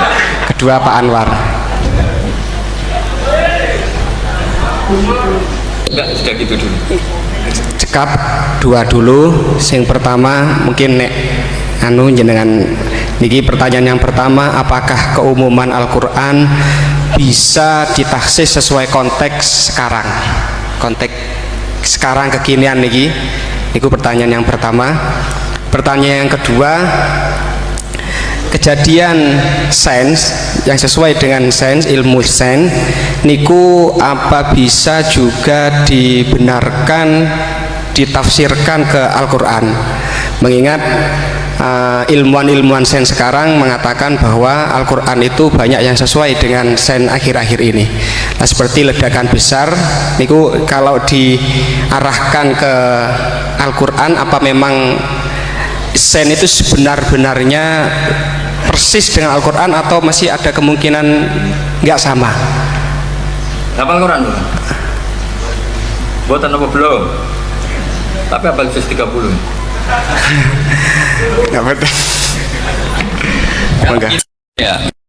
Ini relax saja ya. Memang saya ulang lagi. Memang syaratnya itu hafal Quran tadi. Enggak, karena begini, saya berkali-kali berdebat sama orang-orang liberal ya. Sekarang saya tanya, mereka kan senang sekali ya mengutip ayat la ikraha fiddin, bahwa dalam agama itu tidak perlu pemaksaan. Sebetulnya ayat itu jelas ada terusannya, qad tabayyana rusydu minal ghayy. Yang benar tentu begitu jelas, terpisah betul begitu jelas, yang benar ya benar, yang salah ya salah. Sehingga kita tidak perlu memaksa orang, misalnya 2 ditambah 2 itu 4, terus kamu paksa, kalau nggak mengatakan 4 tak penjara, itu tidak perlu. Kalau orang waras pas bilang 2 tambah 2 4, 1 tambah 1 2. Kebenaran la ilaha illallah itu seperti itu, kebenaran yang begitu nyata sehingga tidak butuh dipaksa. Jadi sebetulnya la ikraha fiddin itu konteksnya, karena kebenaran benar-benar sudah punya eksistensi yang nyata, untuk diakui itu tidak butuh pemaksaan. Orang seluruh Indonesia kan bilang 1 tambah 1 itu 2, nggak usah diintimidasi nanti ditangkap Pak Gatot gitu. Ya tidak perlu. Makanya terusannya ayat. Lah repotnya sekarang santri-santri kalau pidato khitobiah di pondok-pondok ya diputus kayak orang liberal. La ikraha fiddin. Itu belum wakaf, masih qad tabayyana rusydu minal ghayy. Paham yang saya maksudnya? Sehingga kadang Nabi itu ngendikan secara ekstrim. Misalnya mangqala la ilaha illallah dakhalal jannah. Siapa yang meyakini la ilaha illallah nanti pasti masuk surga. Entah kapan pasti masuk surga. Kalau belum ya antri masih, tapi pasti lah. Terus Nabi sempat ngendikan, itu hadis sahih, wa in zana wa in saraka, meskipun pernah punya masa lalu, zana itu fi'il madhi, pernah punya masa lalu, pernah zina, pernah maling. Itu sampai 3 kali sahabat protes. Tapi saya berkali-kali ngomong di ngaji di Jogja, di Bojonegoro, di rumah ngomong kebenaran yang absolut, kebenaran yang hakiki tidak bisa terganggu oleh perilaku sosial. Bukan masalah seakan-akan hadis ini membolehkan zina, itu tidak mungkin. Inna wa la ya'muru bil fahsya, Allah tidak akan nyuruh hal yang buruk. Tapi saya beri satu logika, satu analogi. Kalau rektor Al-Azhar kamu tanya 1 tambah 1 berapa Pak Rektor, pasti bilang 2. Kamu tanya Amrozi ya bilang 2. Kamu tanya Pak Ahok ya bilang 2. Kamu tanya Anies Baswedan ya bilang 2. Tanya Pak Nusron dia jawab 2. Sama, semuanya jawab 2. Karena kebenaran hakiki pasti absolut. Sekarang misalnya gini, ada ronte dari dulu Doli misalnya, kamu tanya Mbak 1 tambah 1 itu berapa, pasti bilang 2. Jangan kamu mentang-mentang imam masjid, saya tak jawab 3, saya kan imam masjid, masa sama dengan lonte? Tidak bisa, kebenaran absolut itu pasti sama. Mbok rektor Al-Azhar sama siapapun ya jawabnya sama. Paham yang saya maksud? Sebab itu kadang Nabi ngendikan wa'in itu la ilaha illallah itu kebenaran absolut, lebih absolut dibanding 1 ditambah 1 2. Sehingga kebenaran absolut la ilaha illallah itu nggak bisa terganggu oleh apapun. Paham ya maksud? Nah itu maksud qad tabayyana rusdu minal. Kita tanya rival politik, Pak Jokowi kamu tanya 1 apa 1 ya 2, Pak Prabowo ya bilang 2, bukan karena rival politik. Tadi Pak Jokowi jawab berapa? 2, ya udahlah 4. Tidak ada seperti itu. Nah itu disebut qad tabayyana rusdu. Nah kembali ke ide tadi, ide bahwa wukuf boleh di mana saja, terus boleh tidak syawal, itu udah ide. Sebenarnya sampean mikir saja itu sudah kriminal. Berarti sampean ngapalkan pikiran salah ya. Karena kalau kita diskusikan itu lucu sekali, karena ya itu sudah begini loh Pak, idah khilaf itu saya kasih tahu. Walaysa kullu khilafin ja'a mu'tabara illa khilafal ladzi khadzum minan nadhari. Tidak semua khilaf itu dianggap satu khilaf, satu perbedaan pendapat kalau kualitasnya nggak sama-sama mutu. Kalau yang satu nggak mutu itu nggak dianggap khilaf, nggak level. Itu tadi misalnya Imam Ghazali ngendikan begini, qala al-Ghazali gini-gini, pasti saingannya ya qala Nawawi atau qala Al-Qurtubi atau qala siapalah. Jangan qala al-Ghazali terus kamu saingi menurut Ustadz dari Solo, dari Jogja, wah ya udah level, masa Imam Ghazali disaingi. Itu ya, aturannya seperti itu. Ini jelas Rasulullah sendiri yang ngendikan al-hajju arafah, bahwa syarat sahnya haji adalah wukuf, dan Nabi menyebut arafah. Tentu kita tidak pernah memperbandingkan apa yang disabdakan Nabi dengan yang jadi pikiran mereka itu. Kalau mereka alasannya karena orang bergumul di situ, di Mina, di Arafah, gara-gara waktunya sama, titiknya sama, terus terjadi kematian gini. Apa yang nggak wukuf di Arafah itu hidup semua. Itu kan kayak dalilnya orang rokok mari cepat mati, oh sing rokok ya mati. Orang-orang jil juga mati. Orang-orang liberal yang pikirannya katanya ingin menyelamatkan kehidupan juga pada akhirnya mereka mati. Mendingan mati di Arafah, keren di tanah suci. Bodoh usah begitu. Sebenarnya begini loh, mereka itu menjadi salah karena nggak mau ngaji fikih secara serius. Saya itu memang menyesal sekali ya, kenapa sih orang wukuf itu kok dungani suwira barbar, itu memang sakiliane. Boy dungo itu yakin pangeran apian sediluk itu tetap dituruti gitu aja, gak usah lama-lama. Ya kata hikam kan gitu, ngelingno pangeran udah suwi-suwi, sing perlu dielingno sing iso lali, pangeran iso lali kok amen mbok elingno wae kan gitu cara madzhab hikam. Makanya kata madzhab hikam kan gitu, wa innama yunabbahu man yajuzu alaihil ikhfal, yang boleh diingatkan yang mungkin lupa. Tapi kalau masih ingat ya sudah tidak usah diingatkan lagi. Doa itu sekali saja. Saya ini termasuk korban kitab hikam. Saya itu berkali-kali ke Mekah. Itu saya kalau dongo itu pertama di Multazam berdoa. Itu saya sebagai santri, ya pas di Multazam ingin berdoa lagi. Tapi mesti spontan itu ingat hikam. Yang boleh diingatkan, yang mungkin lupa. Akhirnya bilang, ya sudah tadi Gusti, ya gitu dong. Di putaran ketiga bilang, tadi loh Gusti, gitu terus. Karena memang saya malu mengingatkan zat yang nggak mungkin lupa. Tapi sampean jangan ikut saya, ini kriminal. Ini termasuk sisi-sisi kriminal ilmu saya. Tapi ilmunya ada, sampean cari di hikam. Wa inna ma yunabbahu man yajuzu alihil ikhfal. Yang boleh diingatkan yang berpotensi lupa. Mungkin Anda punya dalih, wah aku dongo mau nunjukno butuh Gus, tapi ra kepen disembadani. Ya alhamdulillah nek ngono. Tapi tak pikir makom sampean tidak seperti itu, tetap kepengen disembadani. Lalu pertanyaannya kemudian, kalau kita ngikuti fikih sebetulnya nggak perlu menumpuk di Arafah. Sama cari di takrib, di mu'in, di semua bab fikih. Wukuf di Arafah itu sah dan tidak perlu muksun. Walau mutarodidan, meskipun hanya jalan-jalan. Bahkan di Fathul Mu'in diberi walau lagi, walau fitolabi abidin. Moro Arafah mbek golek duit ceblok atau golek apa, ini ya wis sah. Lu andai kan semua melakukan itu mau ngesif muter saja kan selesai kan. Mari terus dodongkrok di situ lama-lama. Iya enggak? Zaman Fathul Mu'in itu dihentikan walau mutarodidan, lewat tok itu sudah sah. Bahkan walau fitolabi abikin, meskipun tidak punya niat wukuf, pokoknya ke situ ya sudah nyari-nyari apa gitu.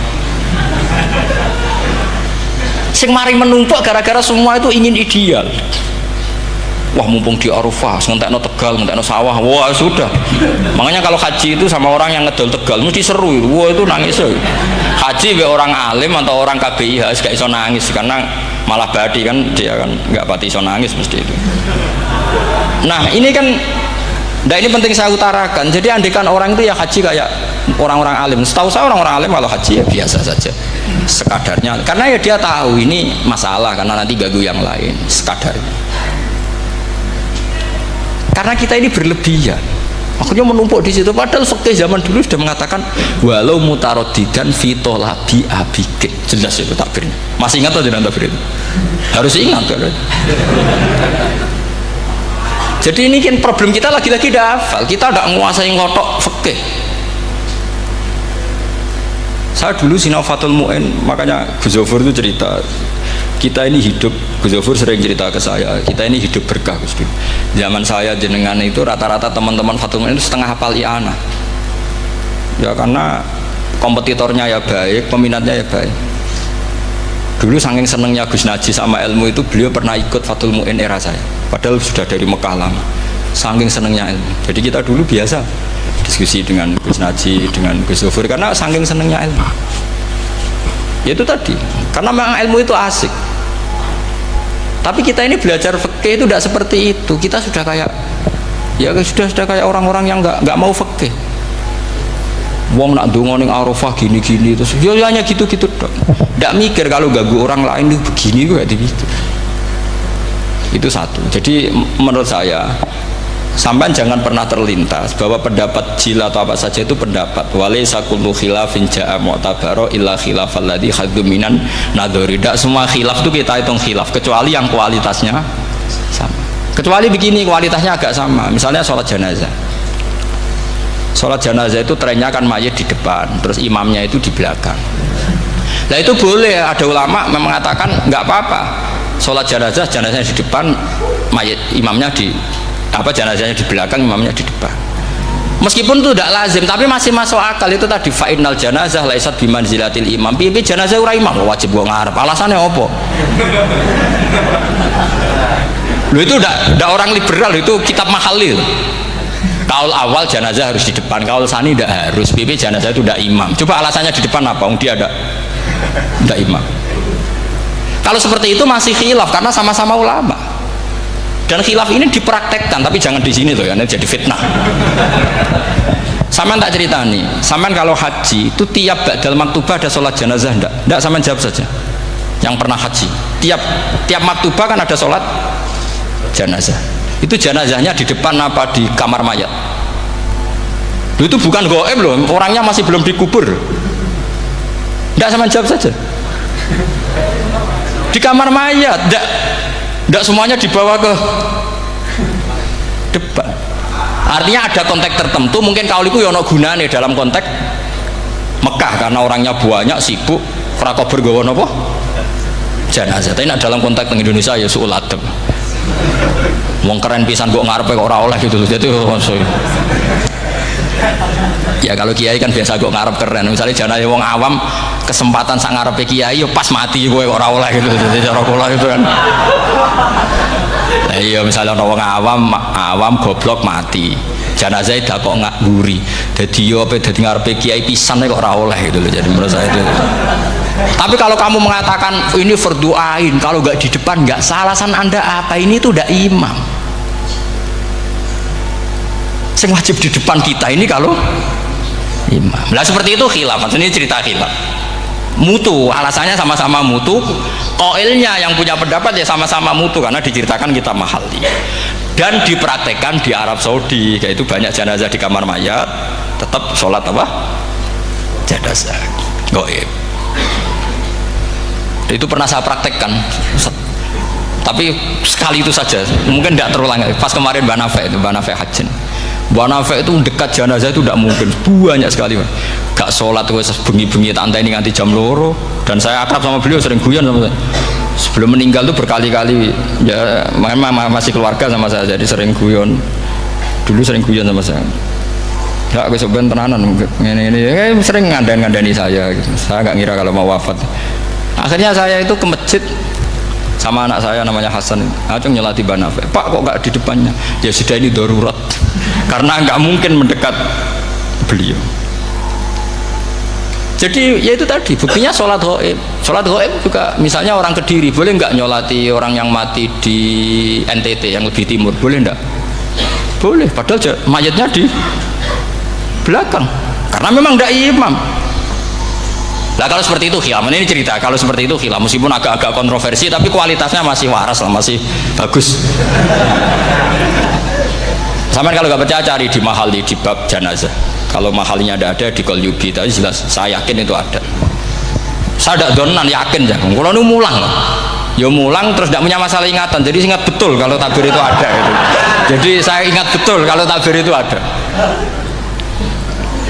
Nah terus pertanyaan kedua dari Kang Anwar tadi itu memang problem ya, tapi itu bisa diatasi lewat seni menulis. Biasanya kalau seorang penulis, apalagi di Indonesia itu kan gampang sekali, kalau kata itu bisa bias atau majas kan bisa dikasih tanda kutip, dikasih tanda apa? Kutip. Itu memang nyata ya. Saya pernah berdebat berkali-kali lah. Saya kan satu tim ya dengan Pak Zaini, dia seorang profesor, juga pernah tanya Gus Wafi putrane Mbah Mun saat di Syria. Zaman itu saya Abdul Al-Ghuti masih hidup. Saya itu punya komunitas dokter. Ini cerita nyata ya. Yang dia tanya gini, Pak Bahak, kita ini ahli embriologi dan tidak pernah ada ceritanya ada segumpal darah dalam proses embriologi. Yang ada itu sekian zigot yang berhasil nempel di dinding rahim itu nanti yang jadi janin.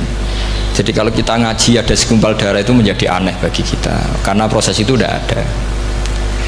Ya saya jawab ya enteng saja. Ya kan yang bilang segumpal darah itu kiai kan tidak Quran. Makanya benar Kang Anwar tadi yang ngomong itu mufasirnya atau kiainya yang terjemah.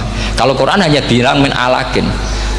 Iqra bismi rabbikal ladzi khalaq khalaqal insana min alaq. Alaq itu kan dari kata alaqa ya'liku alaqon, sesuatu yang nempel itu namanya alaqah. Makanya di Alfiyah ada wa ulqatun hasilatun, ulqah itu sesuatu yang terkait atau yang menempel. Sehingga ya pokoknya kalau alaq itu artinya tidak harus segumpal darah, bisa sesuatu yang menempel. Sama cari di kamus, dicari sama dia kamus.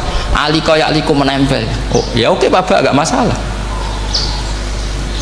Nah, lalu kalau kita memaksakan itu bukti ilmiahnya Quran ya resiko juga, nanti ada penelitian yang berbeda. Makanya kita bisa memanfaatkan tanda kutip kalau lafadz itu majas atau kata itu majas, kalimat itu majas. Atau kita menganalisis secara balaghah min jinsi dzalikat dam. Misalnya begini, saya kalau sedang benci Anda, saya akan bilang kamu itu membawa WC. Wong tak melete gawa WC ngalor ngidul, karena di perut kita memang ada kotoran. Berarti kita ini WC yang melaku ngalor ngidul. Oke, itu saat kita benci manusia. Coba sampean lihat di kitab tasawuf. Faqih fatatakabbar wa anta kanafun minal aknam, kan disebut kamu kok sombong kowe iku WC melaku.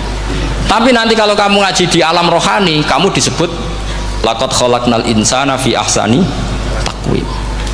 Artinya bisa saja alakin ini benar-benar maknanya segumpal darah, tapi dalam konteks manusia jenis kamu adalah jenis segumpal darah, bukan dalam proses embriologi mengalami segumpal darah. Kita masih bisa berkelit, asal kamu ilmunya banyak, hafalaman banyak, tetap bisa berkelit. Problemnya kadang kita tidak punya ilmu. Loh ya, ini kisah nyata ya. Jadi kemarin entah tanggal berapa saya lupa, itu kan Kemenak datang ke Yai, ke Mbah Mun, ke Gus Zofur. Di antara usul saya seperti itu, mbok terjemah Kemenak, kalau yang terkait sain itu dikasih bahasa yang bias, karena nanti kalau tidak bias, ini nanti ada penelitian kelihatan Quran dianggap loh ya, dianggap salah. Sebenarnya salah yang terjemah. Atau kita yakin sesuai ilmiah, ternyata suatu saat ada penemuan yang berbeda. Kita bisa manfaatkan tadi seni menulis tadi, misalnya tanda kutip atau dipakai kata bias.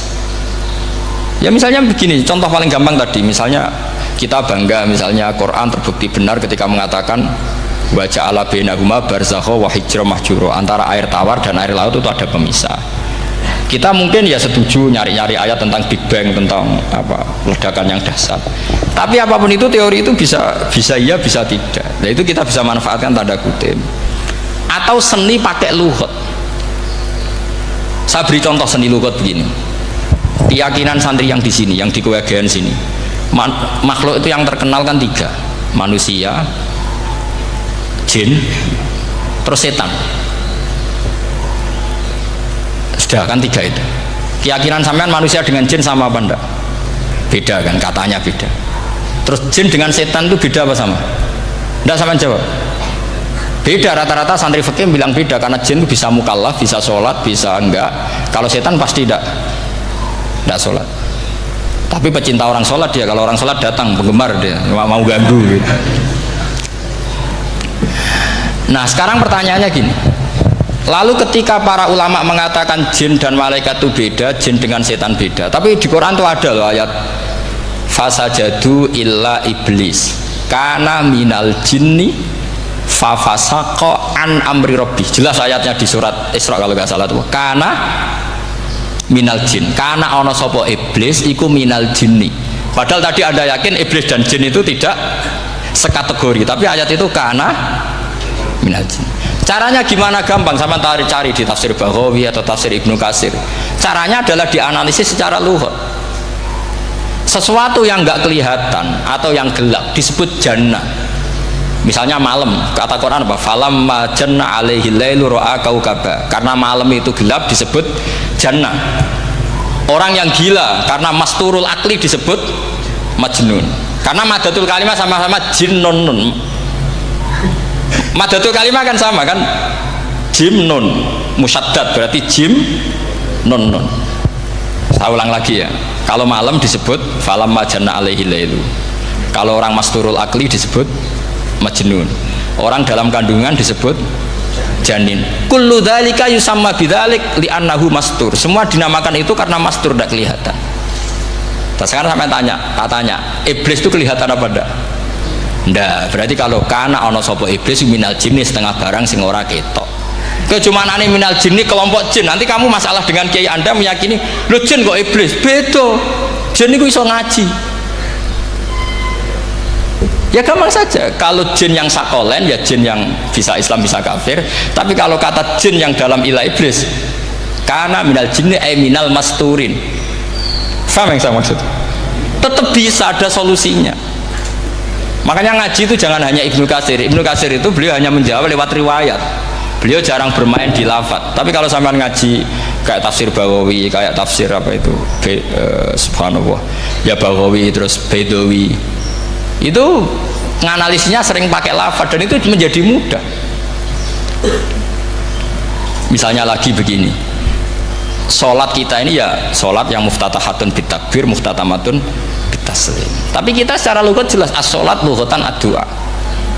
Dan ada lafaz di Quran yang nggak mungkin kita maknani sholat itu dengan makna sholat sing mustalah alaihim tal fuqaha, yaitu di ayat khud min amwalihim shadaqatan tutahhiruhum wa tuzakkihim biha wa sholli alaihim inna sholataka sakanullah. Muhammad, kalau ada orang zakat ke kamu, sholli alaihim, kamu harus mensolati mereka. Wong cek urip kok di solati, pasti maknanya sholli ai utulahum, kamu mendoakan. Terus inna sholataka sakanullahum ai du'auka sakanullahum, doa kamu membuat mereka tenang. Faham sih kalau maksud? Lagi-lagi kita, kalau Anda janggal secara ilmiah, Ya sama seperti misalnya katanya bumi menurut Quran itu diciptakan dalam masa 6 hari. Padahal menurut teori Big Bang sekian juta tahun. Lo yaumin itu maknanya tidak harus 24 jam. Kullahinin bisa disebut kullah yaumin. Buktinya ayat yas'aluhu man fis samawati wal ard kulla yaumin huwa fi sya'n. Apa Allah memutus sesuatu nunggu 24 jam? Kullahinin wa kulla waqtin huwa fi sya'n. Makanya di terjemahan UII termasuk saya usul visitati ayam itu dalam 6 masa. Karena kalau orang bilang hari asumsinya itu 24 jam kali 6. Itu masih bisa, masih meskipun mungkin seperti itu, tapi ya mungkin tidak. Tapi kita masih bisa bermain kata gini, ku dinetralisir. Yaum maknanya khin. Napa maknanya napa? Khin. Kayak di apa? Yas'aluhu man fis samawati wal ardi kulla yaumin huwa fisa. Kayak di ayat lagi limanil mulkul yaum. Allah tanya itu ketika di akhirat apa di dunia? Tidak, sama jawab di akhirat. Ketika nanti di akhirat Allah tanya liman iku kedue sopo al mulku te kerajaan al yauma limanil mulkul yaum lillahil wahidil fa inna fil akhirah laisa hunaka yaumun wala hunaka sa'a wala hunaka misalnya arbaun wa isyruna sa. Di akhirat tidak ada 24 jam. Istilahnya Allah ya limanil mulkul yaum. Paham sih kalau maksud? Jadi lagi-lagi syaratnya hafal tadi. Nah, jadi artinya lafadz yaum dipakai di Quran berapa kali? Konteksnya apa saja? Ya saya kira demikian. Mungkin kita anggap cekap ya karena tadi apa? Ini Jumatan terus tak pikir tanya itu ya saya yang tanya itu karena itu tadi. Ya nggak apa-apa kalau masih ada yang tanya, tapi saya pikir ya itu tadilah yang saya utarakan. Saya kira cukup. Kalau ingin alim memang syaratnya harus hafal banyak terus ya kalau ndak ya itu tadi harus orang sudah ndak ada semua terus tinggal kita yang hidup itu pasti kita alim sendiri itu ya pilihannya hanya itu. Tapi kalau ingin kompetisi masih gampang lah. Di Kediri banyak orang alim, di Rembang banyak kan bisa. Cara Imam Bukhari al-luqi wal mu'asyarah bisa sering ketemu lewat ngaji kilatan atau ngaji karena kiai banyak. Ada yang kiai fanatik khatam kilatan di sarang ya banyak. Kados Gus Said itu ngaji butuh khatam itu barokah kan pernah mendengar sekian. Ada kiai yang senengannya yang penting faham, ada kiai yang kebetulan nasibnya baik ya faham ya khatam. Nah, itu ada santri macam-macam yang penting khatam ya, ono sing penting faham, ono sing penting ya penting untuk barokah. Repot asal repot terus. Tapi yang penting itu saya mohon lah, kalau orang lain tahu Quran lewat terjemah, kita kalau bisa jangan lah. Kita ini ngaji Jalalain, ngaji tafsir Sawi, ngaji macam-macam. Saya itu kalau sinau tafsir itu tak ulang-ulang. Saya itu sampai lupa khatam Jalalain berapa kali itu sampai lupa. Karena itu tadi setiap saya baca pasti nanti analisisnya beda. Tadi misalnya u'budu rabbakum. Kalau dalam konteks orang kafir jelas wahidu rabbakum karena mereka masih melakukan isyrak. Tapi kalau orang Islam dibilang cong kamu ibadah, dawimu alal ibadah karena sudah Islam. Itu Imam Suyuti tidak konsisten. Tidak konsistennya karena beliau orang alim. Ya Yohanes kadang ditafsiri ahla Makkah. Memang saat itu konteksnya Makkah. Tapi dalam konteks Islam tentu wama arsalnaka illa kafatal lidasi basyira wa nadhira. Itu kan ulama. Kalau ingat asbabun nuzul ya Yohanes jelas ahla Makkah. Tapi kalau ingat umumul Quran nas ya kullan nas, bukan harus ahla apa? Makkah. Makanya ada fi tafsirin qala ahla Makkah, wa fi tafsirin akhar dia bilang ayyan nas. Ini yang mengulang-ulang akan paham karena konteksnya apa? Beda. Lagi-lagi ya tadi harus hafal. Ayuhan nas dipakai Quran berapa kali? Konteksnya apa saja? Makanya Ibnu Abbas ketika ditanya bagaimana perbedaan ayat Makkiyah dan Madaniyah, beliau enteng jawab. Biasanya kalau surat Makkiyah dimulai ya ayuhan nas karena mereka zaman itu masih kafir belum berstatus mukmin. Kalau di Madinah rata-rata khitab sudah ya ayyuhalladzina amanu karena di Madinah mayoritas sudah mukmin. Tetap memanfaatkan proses dialek dan itu mudah. Memang kalau kita neliti terus mudah. Maknanya mudah itu tidak sulit. Ya memang Nabi begitu. Loh sampean kalau hafal hadis nanti akan ngomong seperti saya. Loh itu otomatis. Misalnya begini, Nabi itu ditanya, ya Rasulullah, dulani ala amalin gini-gini terus terakhir dia ya yudkhilunil jannah yang bisa masukkan saya ke surga. Nabi jawabnya itu, inna dzalika yasir, itu gampang. Tapi terusannya yang nggak nguati alaman yassarahu wa. Oh itu gampang dong bagi wong sing digampangno pangeran. Orang kata Nabi, wah ini sulit, nggak semua orang masuk surga. Nabi jawabnya inna dzalika yasir, itu gampang. Tapi terusannya alaman yassarahu wa. Ya mengen Quran adatnya ya gitu. Inna dzalika ala wa yasir. Ya itu gampang. Bukan berarti kita nyepelek ndak, memang ya itu tadi. Sesuatu sulit itu kalau kita tidak tahu rumusnya, sebenarnya kita tahu, cuma tidak mau. Sama tahu kalau rumusnya ingin alim tafsir harus hafal Quran, hafal hadis, pernah ngaji etkon, ngaji ini, tahu, tapi kan nggak mau. Akhirnya mau takut, caranya ngalim bagus. Pastinya ngerti, nak caranya aku ngerti. Gelemnya sing raga. Nah, itu kan gitu. Ini kebetulan kenyek kan ngomong fakta biasa mawon, betul. Ya seperti kamu mau ke Jakarta kan jauh, tapi tetap gampang. Caranya beli tiket gini-gini ya kan gampang. Ya kalau ingin alim tafsir, satu hafal Quran, dua minimal setengah hafal Jalalain. Nanti kalau Jalalain janggal, kamu ngaji Sawi, karena banyak juga Jalalain yang diprotes sama Imam Sawi, dikritik. Itu kan wajar ya, sarah itu hanya membenarkan yang di matan ada masalah. Takrib kurang barokah, ya ada beberapa yang dibenarkan sarah.